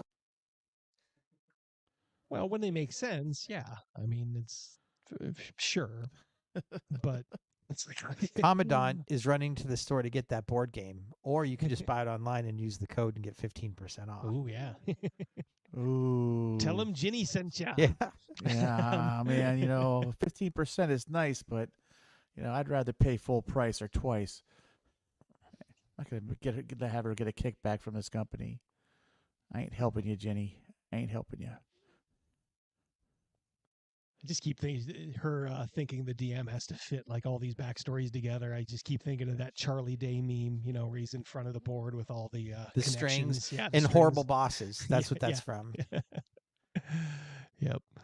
Maybe the map leads to an ancient lost tower that once belonged to a legendary wizard and may contain the secret to eternal life. The mage seeks the tower and knows that she can only find it with a blood sacrifice descended from the wizard, the kidnapped sister. To fund her search, the mage partnered with a power-hungry noble, but betrayed him once his usefulness ran out, pinning the murder on another. Now you have a plot that each player is explicitly connected to. They're motivated to pursue it, they have strong party cohesion over shared goals, and best of all, no matter which parts of each of their backstories they pursue, all threads lead back to the main plot. Sounds good, right? This method is undoubtedly the most difficult one to pull off because it's very dependent on the depth and theme of the backstories that your players bring to the table. In fact, while I think this method can sound like the ultimate goal, I don't think it works for every party. I would recommend this approach for experienced DMs and players who are passionate about in-depth. That's what I mean. Like, all right, so what she's saying is kind of correct there. That's fine. I mean, if you do have a group of players that, they're all, they all got a couple of pages, and they all sort of demand that you fit it together. But yeah, you have to be an experienced DM with experienced players to do this. Well, okay, yeah. Like I said, it's just the most basic advice. Will, that quote that Double D and I were just talking about with Charlie Day, that's not Always Sunny. It was a movie called Horrible Bosses. Yeah. Character roleplay. Him, But Jason for players who Bateman, feel and Jason Sudeikis. Good movie. Is that Jennifer Aniston too? intimidated by long, in-depth backstories, or just want to give their DM a few loose concepts and then go along for the ride, I think the ensemble cast method could be more satisfying for everyone. I feel like it's also important to note that this is not 100% on DMs. There are certain kinds of character backstories that are better suited for use in-game than others. And I do plan on making a video for players about how to create a backstory that your DM can actually use. But it takes two to tango, and this video is about how DMs can tango. Regardless of which approach or a combination of approaches you want to take in your game, now is where I have to give you a warning. The only thing worse than ignoring character backstories is mishandling them. Like these people just walk around on eggshells all the time. Like I would never. If you hand me your backstory, thank you. I will try to use it if I can. If I can't, I can't. You know, give me something to work with. Give me a few hooks, and you probably have a better chance of me using it. Would I have to worry if I quote unquote mishandled like your backstory, guys? I don't know. It's never. I haven't ever experienced a situation where I sat at the table with my, my bottom lip quivering, thinking, man, I didn't see my character that way. And sometimes it takes a while. Sometimes I'm like, oh yeah, maybe we'll get there. Like when you guys went north to Talony, and I'm like, all right, well, hey, this is your time to shine now. For your character, Rogan. It's organic. Everything just, everything flows. You're taking bits and pieces of what everyone's backstory. Obviously, our decisions are probably the biggest driver, and most certainly based on the theme that you've created. Yep. For sure. I mentioned before, DMs control pretty much everything about the game world other than the characters. So mess with your characters' backstories and you're stepping into the very limited area of the game where they actually have creative control. That means again, like if you're playing a game the right way, the player should have the ultimate control. We don't want to do this. We're going to go elsewhere. Okay. Where are you going? Let me know. That's all the DM has to say. But she's making it seem like the only control players have is through their backstories, and it's just so wrong. It's very indicative of probably how a lot of her audience plays, but it's not the right way to play. But if Rogan made a comment that she probably doesn't play with her friends, so she needs. We have played with each other in the game world for so long that we know kind of how the other person runs their character. And you being our DM for all these years kind of already knows the paths that we kind of like to take a little bit with some of our characters. So if she's playing with a bunch of strangers, she might rely on backstories just to get to know the people she's actually playing with. Yeah, that is true. And just, trying to go meta here deeper. Let's say I don't think that she has a lot of friends. A person like that doesn't have a lot of friends. Well, she has a lot of people that they call friends. Yes, absolutely. But they're not friends. So I sit at her table once a week or once every couple of weeks or whatever. I am blessed with that opportunity. Do you think I'm gonna get upset when I'm gonna sit there and I'm gonna kiss her ass? I'm not, but I mean, what I'm saying. If I was one of those people, one of the people coming. I see what you're saying. If I was one of those people, hey, she's making big money. She's got shows and people are throwing shit at her left and right, and Yeah, I'm hanging with a celebrity, a pseudo celebrity. I'd kiss her ass, but I Will think says if she's working 70 hours a week, she doesn't have time to make friends. But yeah, that's a great point, Will. Yeah, I was going to say that too. Is it's no wonder she's burnt out and just doesn't have time to kind of develop and cultivate these friendships because she's got like I said, she's got an empire to run. So you have to come in. You basically are coming in with the friends you had before, and I'm just wondering, someone like this, their mental state, where they're very fragile, admittedly depressed, mentally ill. How many real friends did you have before? Right. Because you probably didn't. You probably met professional people, like you meet at a convention once a year. Oh my God, we played a game together. We're such good friends. Well, okay, it's fine. It's not real friendship, but right. If she's doing this, for example, 70 hours a week, then she's 70 hours a week. She's a boss bitch. So the rest of the time in between, do you think she's going to stop being a boss bitch? I don't think so. No, she's definitely a type A personality. You can tell. Just like I said, by the way she does things. Like I said, to give her a little credit, her stuff's very professional. So right. She works very hard, I think, on that end. But there's a price, and the price is your mental health. The price is your friendships with people, your interpersonal relationships, and I would say they both have probably suffered immensely. So I take it to you. Would you rather earn Does $70 grand a year? Does she have kids? No. So she does have the 70-hour work week. She has not a family, but just a husband who probably is part of her staff. I don't know. Oh yeah, I'm sure.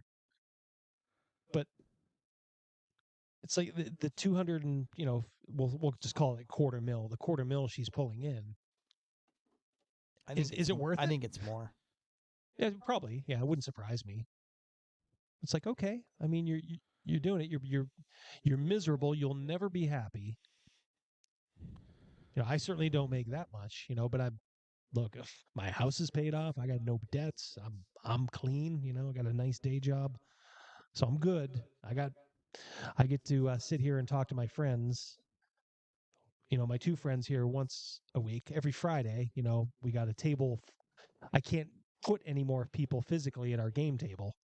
It's become so. We big. already not only can you not fit any more people at the table, one of our players has to sit behind the table and over someone's shoulder. Yeah, and it's like the absolute limit. That we are at our limit.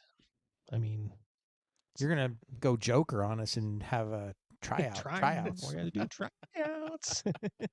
You need to step carefully. My rule of thumb is to treat anything that a player defines as set in stone and focus your exploration on the gaps in their backstory. This means that if a player says her twin brother mysteriously disappeared when they turned 16, you can go wild and decide that he was kidnapped by hags or ran away to become a pirate or joined a cult. But if the player says her brother joined the Kingsguard, it could be overstepping to say, well, actually, he said he was joining the Kingsguard, but instead he ran away to join a cult. And Why is that overstepping? I mean, that would be the player tells you what they think happened, up to a point. Okay. You give me that sheet of paper with your backstory. Okay. And now all of a sudden, boom, they join a cult instead of joining the Kingsguard. I don't understand if it would be kind of cool to do something like that. Why wouldn't you want to do it? Makes no sense. I don't know. to be clear, this is a system you can communicate to your players. They can choose to define things, or they can choose to leave them open. You can check in with them about which parts of their backstory they're open to you messing with, so that you can give them fun Will says he's checking her webpage. She charges $42 for a water bottle holder, or maybe something, and also $21 for a keychain. So she is, her empire, like I do think it's more than $250,000 she makes a year. She's like a freaking Olsen twin. Yeah, I mean, look, this is where we'll call it a pretty face. I know guys will be like, oh, she's hit the wall, or that, that's fine. I mean, look, she's we're all too old for her, even right now. But fine, call it a pretty face. I mean, the world, a pretty white Western woman, to hear these women bitch about how bad they have it, boy, makes me want to. It makes me want to correct them, perhaps put them over my knee. Because good-looking white Western women they have it better than almost anybody who's ever lived in the history of the world. And this bitch talks about how, oh, I've had to fight my way to the top of YouTube. Oh my God, oh my Lord. Would you have to wait a year, before you got, 50,000 subscribers? Be still my beating heart. She fought her way using a feather sword and on a red carpet while she was doing it. There's no battle. Yeah. Yeah, as people were throwing rose petals at your feet, all your simps. Yeah. Oh my God, Ginny, you are so funny. I've never seen anybody give the takes you give about D&D. Okay. Do these sound like groundbreaking takes? I mean, I understand, it's YouTube content, so you got to keep it a little basic. But oh my Lord, she's basically telling you, like, if you're a DM, you better tread lightly. With these backstories. That's what Hank said. Walt said to Hank in the garage before when Hank figured out that he was Heisenberg. What you're saying is true. My best advice is to tread lightly. Yeah, it was weird to see his widow pop up at the end of Better Call Saul. Mm-hmm. God, what a good show. The noise from the hole in her face makes me angry, says Jacob Jones. Apologies, Jacob. It's almost over. And, Does she sell farts in a jar asking for a friend? That's Stephanie from 90 Day Fiance, the season that everybody watched. Check on eBay for that. Put herself in the hospital doing that. What? Prizes instead. Oh, yeah. Well, I mean, she had to keep eating stuff that would make her fart. Oh, this is real. Oh, yeah, this is real. Oh, yeah. Look it up. Stephanie Mateo or something was her name. Surly calls them Ginny jars. Nice. Hold on one second. You guys talk for a second, huh? I'm gonna. I missed that one. I am completely alien. Well, the one that we watched, there was one on Friday night that we watched. It was with the guy with the no neck. I think his name might have been Ed or something. I'm not positive. And there was another guy on there that was a former drug dealer who kidnapped somebody. And then there was like the Russian girl. And then there was the rich guy from Las Vegas that went across the world to go see his blonde girl. Mm-hmm. Is that the episode? Is that the one? That's the series, yeah. You may know her when you see her. All right, I have it pulled up. Let's finish off Ginny, and then we'll end with the fart story. Instead of unwelcome ones. You might have players who ask that you leave their character's family alone or let their dead wife stay dead. I recently had a player whose character had amnesia, but basically told me that they weren't really interested in exploring his forgotten past. When in doubt, I will always advocate for ruining the surprise by talking with a player rather than risking making someone feel like their character is being rewritten without their consent. And even if a backstory hook isn't going to be a surprise for the player, it can still be a surprise for the rest of the party. A player and a DM keeping a juicy backstory secret together can be a lot of fun. This is where I think tools like Session Zero really make a big difference. In a Session Zero, which just means a session that happens before the game actually starts, you can ask your players about their boundaries. What kinds of topics and themes do they want to avoid in the game? I really like lines and veils for this, which is basically where you ask your player to define their lines, which are topics that they don't want to come up in the game at all, and veils, which are topics that can exist off screen but won't be role-played or described in detail. If a player I don't understand what she said. Yeah, that's part of the safety tools. So this was all working up to her shilling the whole safety tools X card thing. Player tells you that they have a line at parental death, for example, then you'll know that killing off their character's mom for a quest hook is not going to be okay. I think it's God, who would say this stuff? Like, what kind of a player would be like, hey, really, my mom died 2 years ago, and I'm not. So in your game, I don't want any moms dying. Yes. So This nobody's is not a Disney episode where the mom dies in every episode. Yeah, exactly. In every movie. Bambi. God bless it. It's common to see these kinds of boundaries as limiting, but I would challenge you to instead see establishing boundaries as freeing. Because once you know for sure what your players are and aren't open to, then you're free to play in those open spaces without worrying about putting a foot wrong. If you want What? Just telling you that like your freedom has been limited, but you're free to roam in these open spaces. The best thing about going to prison is that once you're there, you don't have to worry about anything outside in the world. You can just walk freely inside the prison. Isn't that great? It's You liberating. can't kill my fake mom. That's too violent, says the player who killed a whole tribe of goblins. Oh, 3 hots in a I cot. slaughtered them all. Yeah. They're animals. They're animals. Yeah, 3 hots in a cot. That's really liberating, honestly.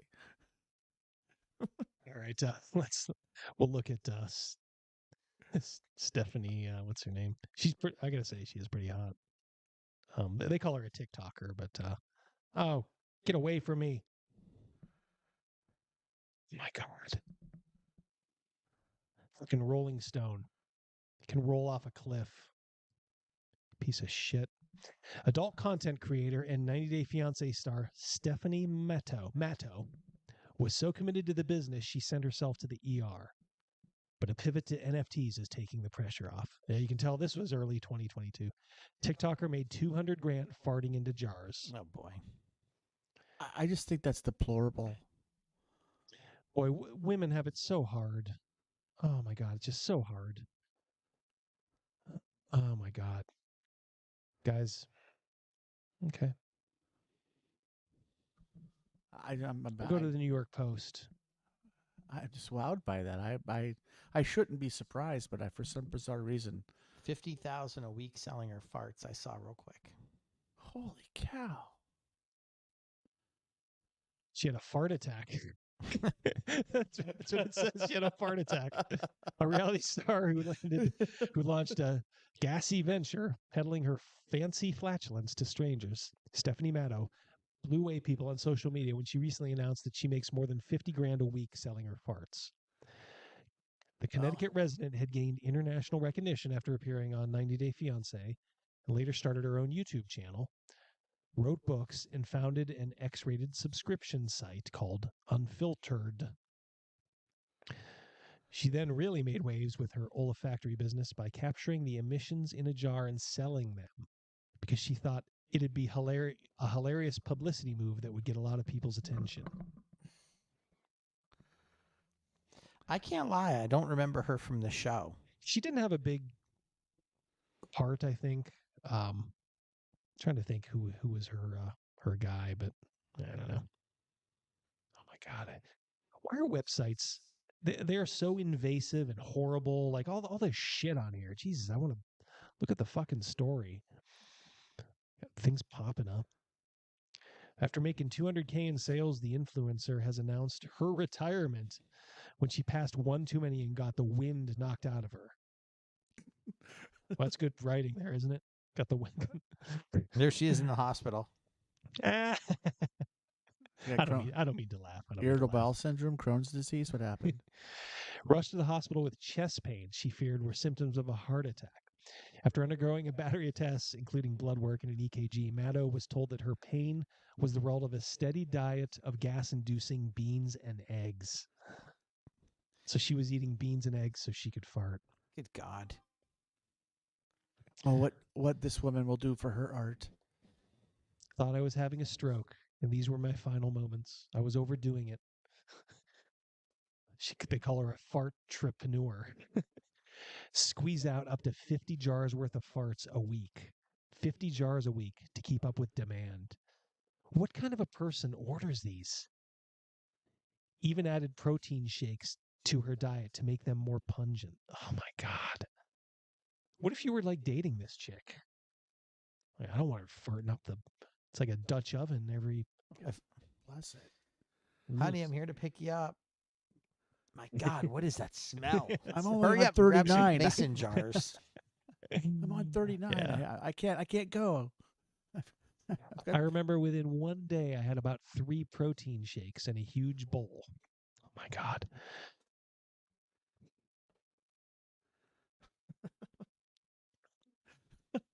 The dog blames her, says John Osborne. Black bean soup. This stuff sounds just horrific to eat. Hard-boiled eggs, egg salad sandwiches, bean soup. Just to sell jars of your...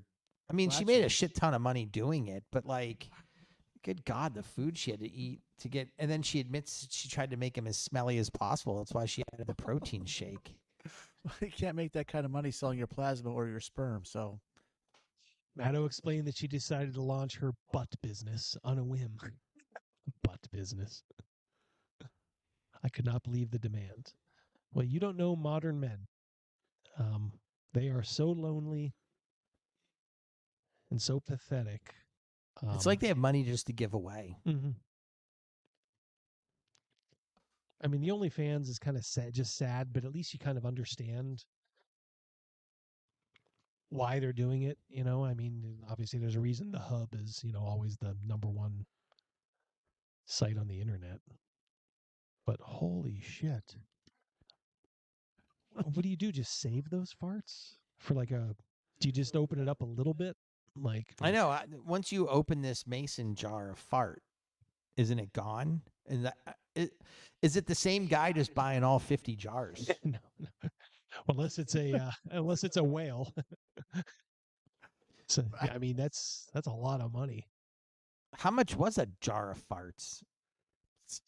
She made $50,000 a month doing it, and she needed to make 50 jars a week to keep up with demand. $1,000, right? This is allowing. Right. I'm blown away. I can't. I am. I'm stuck. Rogan's man. like, what's her name again? It's going to show up at game night 2 weeks from now with a mason jar. I found it on eBay. I had to search for it. But it was Damn it! They charged me shipping. Do you think? Yeah. Famous anus cookies. That's funny. Do you think she has to seal the jars right away? Well, I mean, professionally, they have how when you get a jar in the store, there's the plastic wrapper around it. When you open it, it breaks the wrapper. Mm-hmm. Do you think she did stuff like that? I imagine. I don't know. You're charging that. If I'm paying that much, I'd kind of want to know. You know what I mean? How about when you go to mail that shit? You know how if you're going to mail something, the postmaster guy is just like, is there anything flammable? Blah blah blah blah blah. Yeah. Well, that's flammable, all right. Oh, it's flammable. It's a glass jar. It's breakable. I just thought it's wowing. Krugus, I was with you on that as well. It'd be $250 a jar. Oh, 250. Okay. Oh yeah, 4 weeks. Yeah. 1,000 times. Okay, yeah, I get it. Yep. Krugus, when I worked at a law firm, there was an old saying around there. Intelligence knows the answer. Wisdom is not correcting your boss with it. That's a good one. Yep. Do you guys want to hear a story before we wrap up? Yeah, let's do it. Quick story. Tell you about the time I almost died. What? Well, you guys should know this story, but maybe it's been a while since you heard it. Okay. All right. So it shouldn't take too long. So we're talking early 1990s. Right before I would have met you. Yeah. This was probably 4 years before I met you. So I just started dating my wife, and she worked at a bar filled with bar people. And the bar was owned by kind of a hippie, and his brothers worked there. And they were kind of like hippies and pot smokers and all that. Nothing wrong with that. In fact, one of the brothers was our first D&D. You've mentioned him in the. Yeah, he correct, became the emperor. His character actually became the emperor. Yeah. Well, I started as soon as I met my wife. I quickly met them, and I think probably about 3 weeks after I would always go in. After I was done with work, I would always go in to see my girlfriend, my future wife. So I would go down to the restaurant, just kind of while she was cleaning up, but I would talk, to the bartender, Greg was his name. Hey, he was a pretty cool guy. He ended up kind of doing something dickish, but we'll get into that later, some other day. But he asked me, he's like, "You ever play D&D?" And I'm like, "Well, yeah, I used to play as a kid. You know, I played other role playing games." He's like, "Ah, do you want to? We need a DM desperately." And I'm like, "Shit." I'm like, "Well, yeah, what do I got to lose? I'm not, you know, I was only working at Pizza Hut at the time, and I was still going to school." So yeah, I started playing. That was spring of 1991, and I've been pretty much DMing continuously since then. Yeah, so we started with just a generic world, did some Planescape, ran a few box sets, and then eventually we started Birthright with that group. And yeah, his character was Adam Banier. But yeah, so this is back though when I first met them, and so they said, "Hey, all the employees here are going whitewater rafting on a Sunday. You know, the day the restaurant was closed. It was in the summer, obviously." So I'm like, "Oh, really? Cool." They're like, "Hey, do you guys want to go?" You know, of course they were asking my wife, but you know, they were asking me because I'd been coming around. I'd never gone whitewater rafting, so I'm like, "Sure, I'll go. Let's do it." All right. So we meet at the restaurant, you know, on the appointed day. And I had heard, "Oh, we're going down in the Winnebago." "Oh, cool. Yeah, Winnebago. Great." Death trap. So I look at this Winnebago, and duct tape. It is I'm not lying here. It is a 1970 Winnebago. So this is 21 years old at the time because it was 1991. Oh gosh. I look at my wife and I'm 800,000 miles. Yeah, exactly. I'm like, "We're going in this." Never had an oil change. She's like, "Oh yeah, we take it to concerts. You know, they would always take it down to Pittsburgh for concerts. You know, they went to go see the Grateful Dead, all that shit." So I'm like, okay. You know, so we're 1971. They went and watch Creedence Clearwater Revival. Yeah. So we're sort of in the northern part of Pennsylvania, and we're going down to a place called Ohio Pile, which is down near the West Virginia border, and that's where everybody goes whitewater rafting. Supposedly a great spot. Okay, but we have to go in there's too many people. Okay, so I don't know how it was devised, but like Greg, you know, the guy I ended up playing D&D with, they went in like a car or a van with other people. So I think there was close to there was well over 10 of us.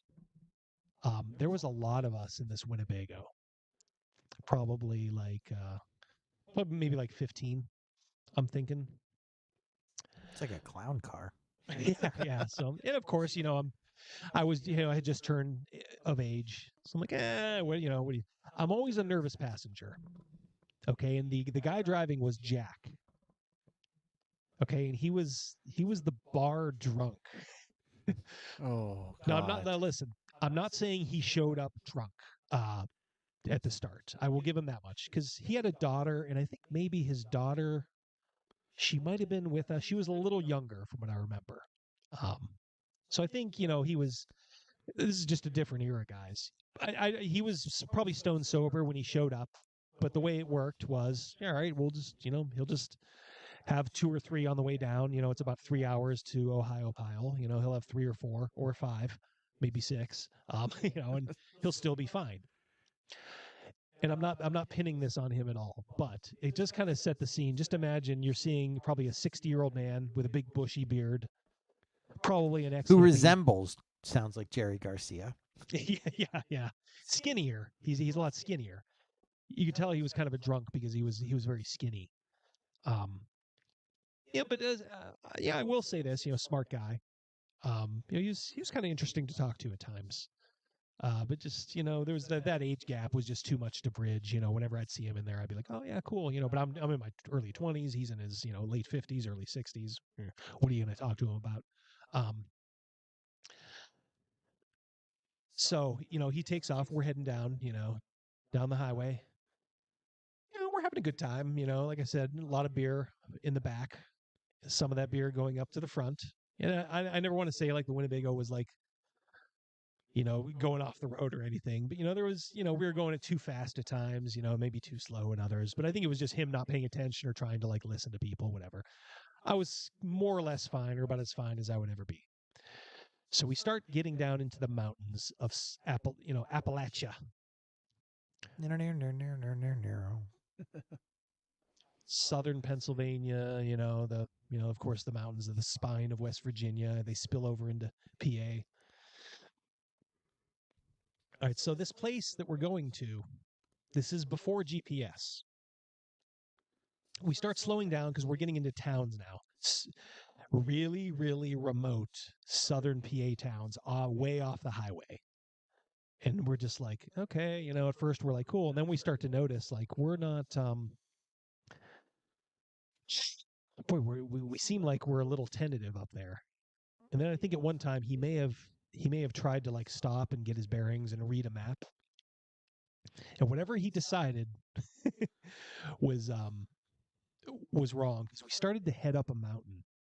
And I remember remarking to my wife, I said, why would we be going up a mountain if we're going like whitewater rafting? I mean, we're not going down like a waterfall, I mean, we may have to get some altitude, but like we are literally going up a small mountain path. And I'm just like, I started to smell something. And at the time, I was just more or less wondering, like, when are we going to get to this thing? When is this going to happen? So we get to almost the top of this mountain, and I'll never forget it. It wasn't like, dirt roads. It was, there were certainly roads, but there was a small graveyard up there. I mean, it was probably like Civil War era or something. So we turn around into this little turn-in for the graveyard.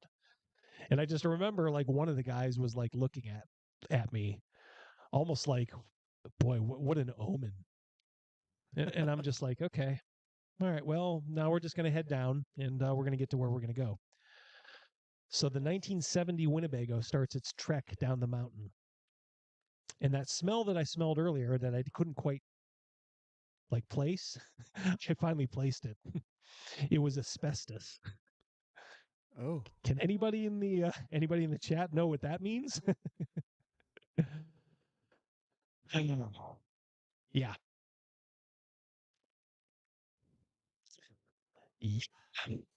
So we start picking up speed, and I'm just like, boy, we're really starting to pick up speed now.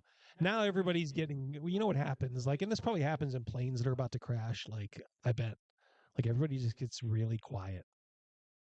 Like, nobody was screaming or yelling or anything like that. Everybody just got really quiet. So we started to go so fast. This Winnebago was so top heavy. It like started to like go back and forth and back and forth. And I'm like, oh shit. And then the one thing you never want to hear, snap, brake gone. Fortunately, we go down. Okay, we are tilting so much and so unbalanced. It ended up being our saving grace, because we ended up tilting over probably at about 60, 65, maybe 70 on our side and just skidding down this road. I mean, it's one of those things you probably just, like, I can't remember the actual moment of like the accident. Obviously, nobody's strapped in. We're at the back of a 1970 Winnebago, so I mean, everybody's like being thrown. Boom! I just kind of remember, like, oh shit, it wasn't like, I was smashed against, the ceiling or the wall, but you did get kind of jostled and then just tipped over, and then you're like skidding, and you're like, holy shit. So now it's like, is this thing gonna blow up?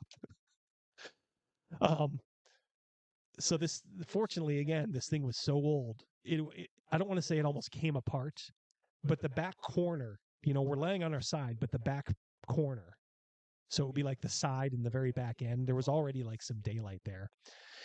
And the only thing I remember, I said nobody screamed before. There was a screamer, and it was a guy, and he was the pretty boy. He was. They had this pretty boy waiter who thought he was like, like the best looking dude, and he pulled like a George Costanza, and I don't want to say he like stepped on people, but I do distinctly remember him saying, "Get out of my way!" or, "Get out of here!" And like he like immediately like went to the corner and started to like try to like smash his way through. So I like actually decided to help, and I like started to like push, a little. I'm pushing, and then someone else. So finally we pry it apart with our bare hands, just enough. There's still metal and wood, just like jutting out. So we're going out. I can feel my back getting scraped already. So we're all out there, and that same guy is like, my face is cut. My face is cut. He had like a little, like the littlest, like cut on his cheek. To tell you guys something about this guy, we ran into him, my wife and I, probably 25 years later. And he was still talking about the small scar he had and the plastic surgeon. Oh my goodness gracious! I'm not shitting you. I'm not lying. So everybody was kind of like, "Man, what's with this Dave dude?" We didn't really know him real well. I don't think anybody did. He had just started working there like the year before. But he was such a prima donna. He was literally just worried about himself. Meanwhile, I got out, and then my first reaction was like, once my wife was free, I started to like kind of peek in. I didn't want to go back through if I didn't have to. I was trying to help make the way, safer. I didn't want to go back through because I'd been cut to shit. So I'm trying to like bend this cheap metal and wood. But Ken from the bar, yeah, exactly, Cal, yeah, very close.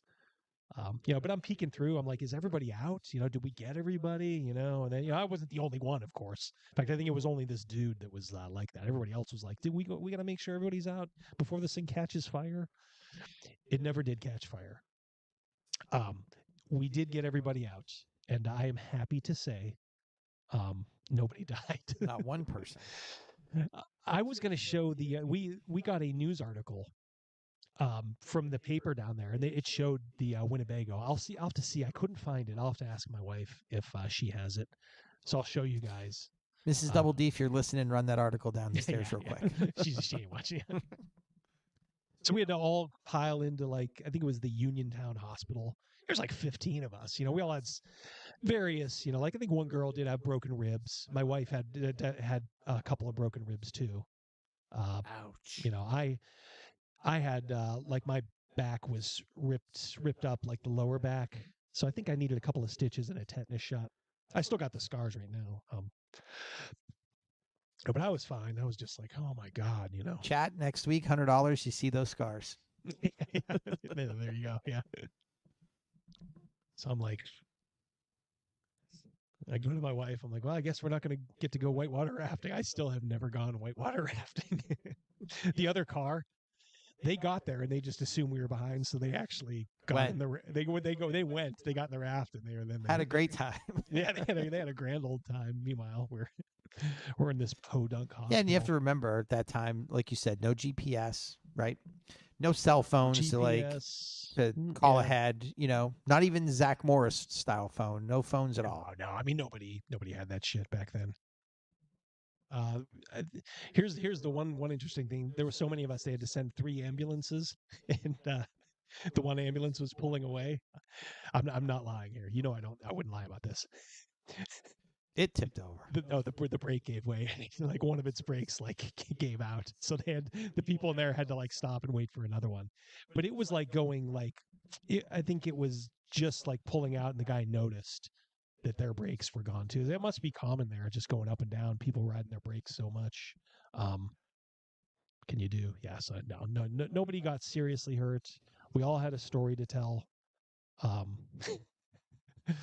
But yeah, that was as close as I got to death, because to save the epilogue for last, about 100 yards from where we ended up, where we stopped skidding, was a bridge, a very, very narrow bridge over a really, really, really deep ravine. Probably 100 feet. Damn. I'm not saying we would have gone over it, but you're lucky it happened when it did. So I never blamed like anybody, like or even just using the Winnebago. You're just like, well, no worse for the wear. The driver, I never harbored a grudge against him. He did the best he could. Actually, he was trying. I think he might have even been trying to like once he realized the brakes were gone. I think he may have actually been trying to like tip us over before the bridge. If he's before the familiar bridge, with the yeah, area. yeah, maybe he knew. Yeah, so I always kind of credited him with like, well, whether it was accidental or not, he ended up doing the right thing. So, and honestly, this Winnebago was ready to give out. That driver, now that it's so many years later, is he dead? I would have to think so. That was 30 years ago. And he was already in his 60s, Yeah, you said? well, late 50s, early 60s. Boy, he'd have to be really, really old. Not in his 90s. He's telling that story at the nursing home, eating applesauce. I saved a bunch of kids from certain death. Anyway, like I said, gives you a story. I got the scars to prove it.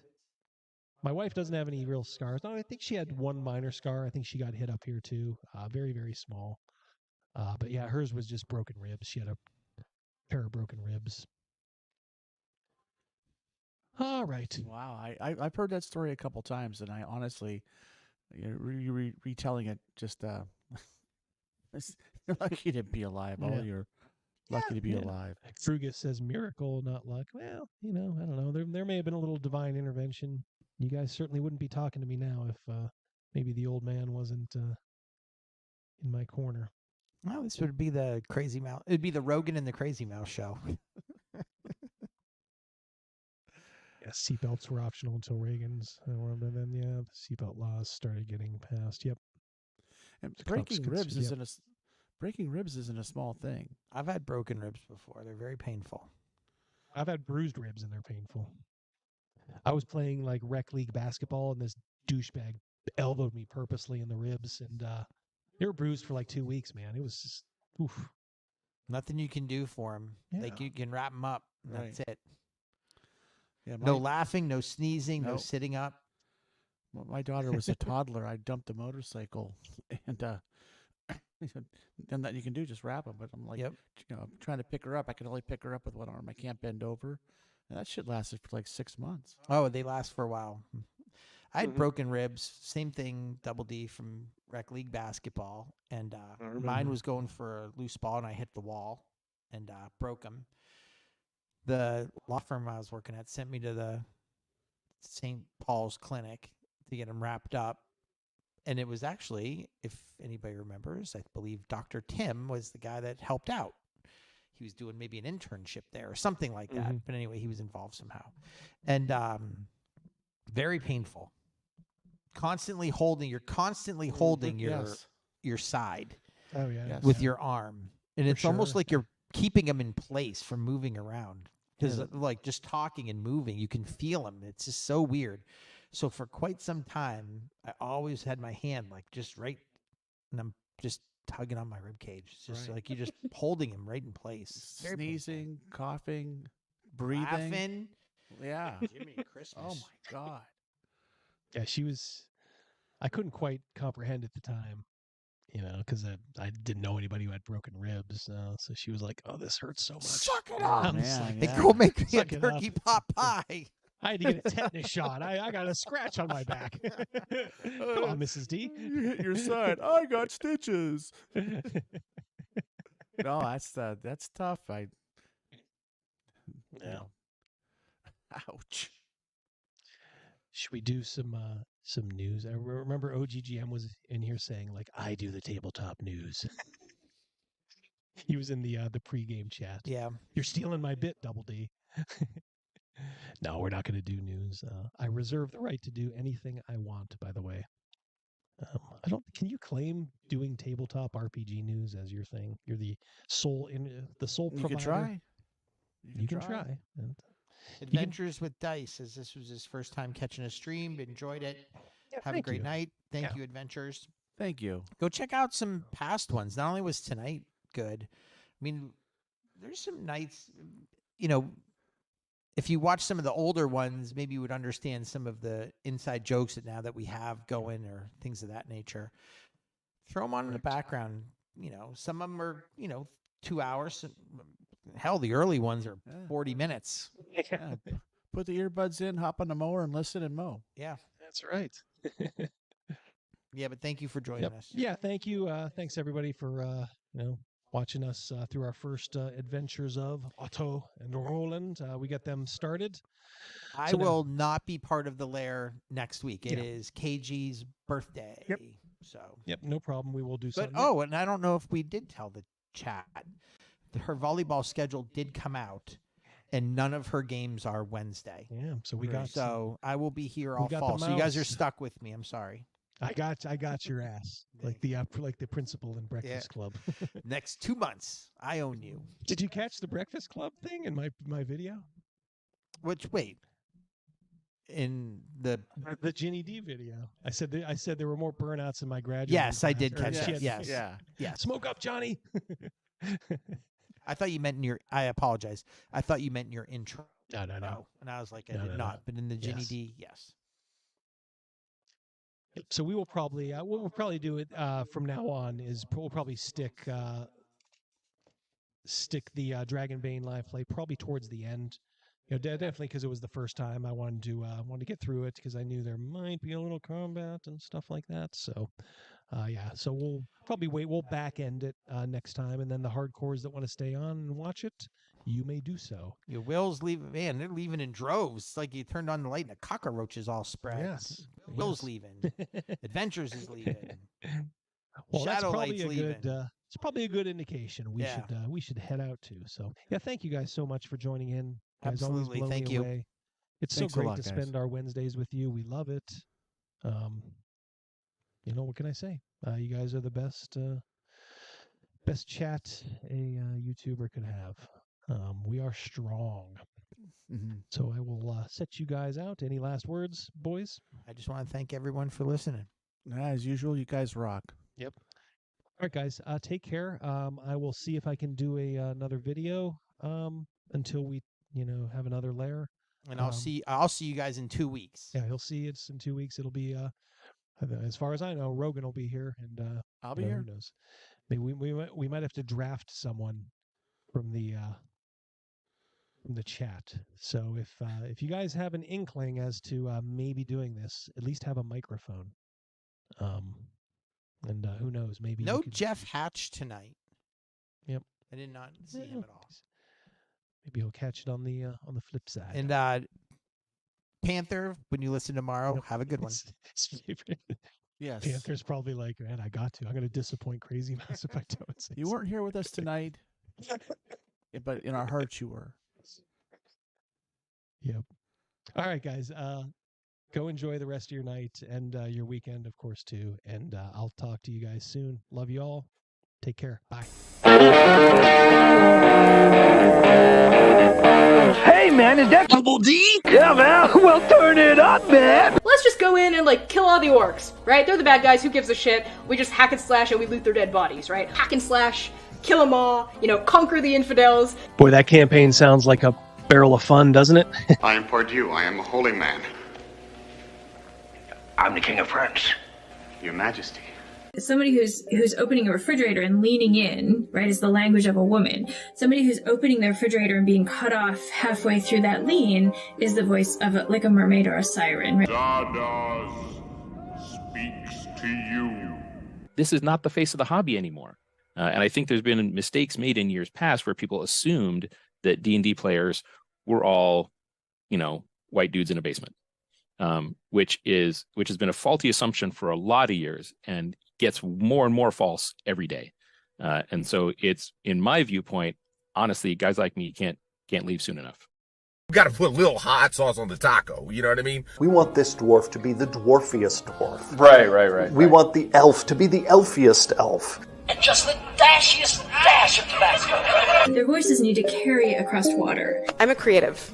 It's a huge drain, right? Because fans can be awful. Europino, right puts it over the bar. I know what you did. You're a damn predator. All right, just get the hell out of here. I got a goddamn If you say white lives matter, they don't.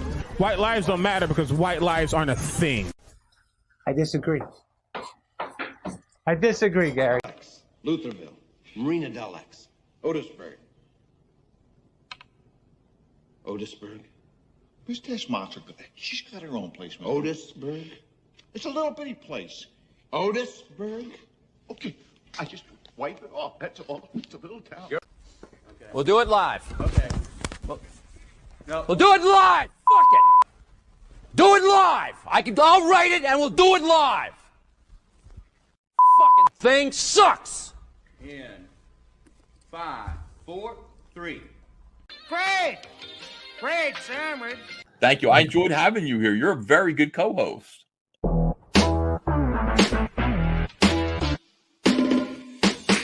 Are you a necromancer? Because you're sure making my bone rise.